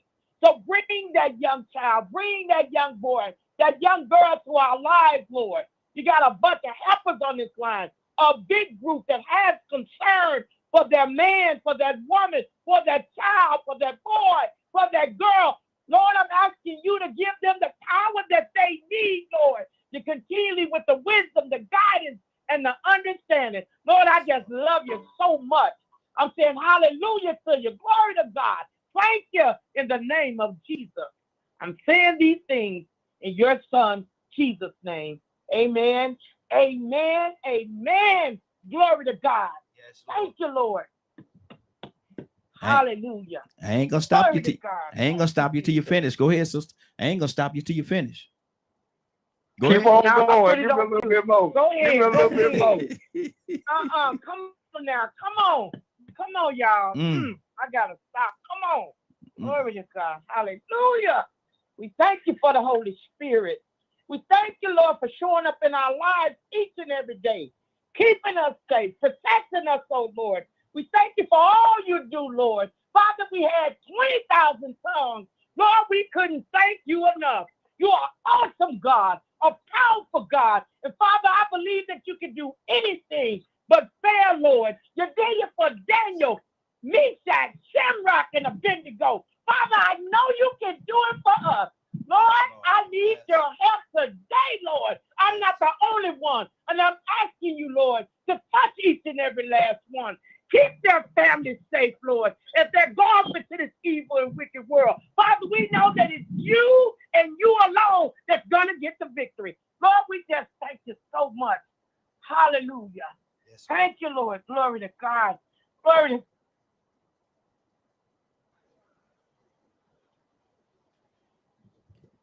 Did we lose her?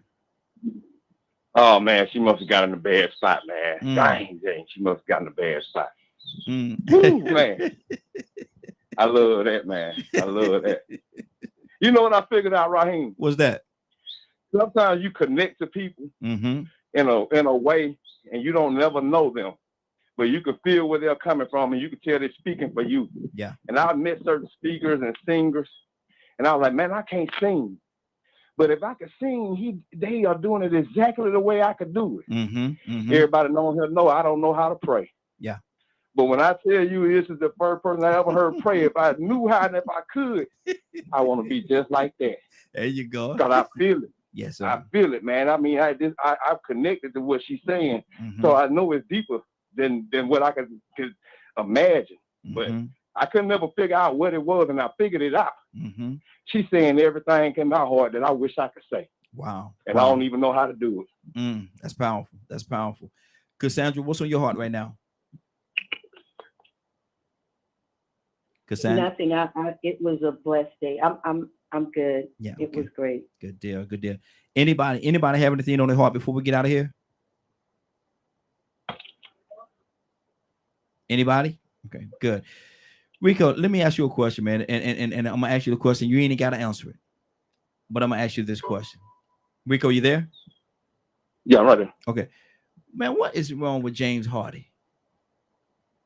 What is wrong with that fella, man? He a Jezebel, man. I think he grew up in a fatherless home. I'm like, man, what is wrong with this dude, man? This dude didn't show up, man. Oh, man, he didn't show. Terrible, man. That was terrible, man. He got some issues going on, man. He one of them that's distracted, I believe, man. He really don't have his heart in the game for real. He doesn't want to be a champion or a GOAT. You know, he won his MVP. You know, and sometimes when people accomplish certain goals, they're like, okay, I made it. And then you got some that just happy to get there. You know, you got some that just happy to get to the league and to say they did it, even if they flop. But I don't know. I mean, I could be just assuming what's going on, man. But I'm thinking like what Captain D says, man. A lot of time when I interact with these young boys, this younger generation, you can hear some of their responses and how they feel about things and their opinions and the way they think, and you can hear the feminine mindset. Wow. You can see the way they respond is like a scorned woman. You know what I'm saying? And they have this attitude that you like, man, wait a minute, that ain't manly. What did you just say? That ain't, my man don't think like that. Exactly. So I'm seeing that, man, and you see it in a lot of ways they respond. They start to respond like soap opera bitches. And see, MB was mad, man, because that brother wanted to win, man. Man, he showed out. He wanted to win, man. He acted up a little bit, but yeah, that Joker wanted to win. But anyway, that we could talk about this. We're gonna definitely talk about this on Monday. So y'all get ready for Monday. Yes, sir. Yes, sir. I want to thank everybody for joining us, and more than that, I want to thank everybody. Thank you for allowing DKM Media Group and Associates and the Morning Glow for being a part of your day. It is now 10:07. You're about to exit the Morning Glow, but before you go, I want you to do me two favors, if you will. One, I want you to continue to pray for us, because we're certainly praying for each and every one of you. Number two, why this is real simple. I want you to go out there, find somebody and give them a hug, because you never know. It could be the only hug that they get, or it could very well be their last. Love you, and ain't nothing you could do about it. Have a great day and a better tomorrow. And then we shine some of this light on you from the Morning Glow. Take it out there into this wicked and cruel world that we live in, and let your light so shine. If you get an opportunity, give somebody some love. You just might find some love in return. Won't that be a beautiful thing? Have a great day. Take care of each other. And please, please, please be blessed. Love you.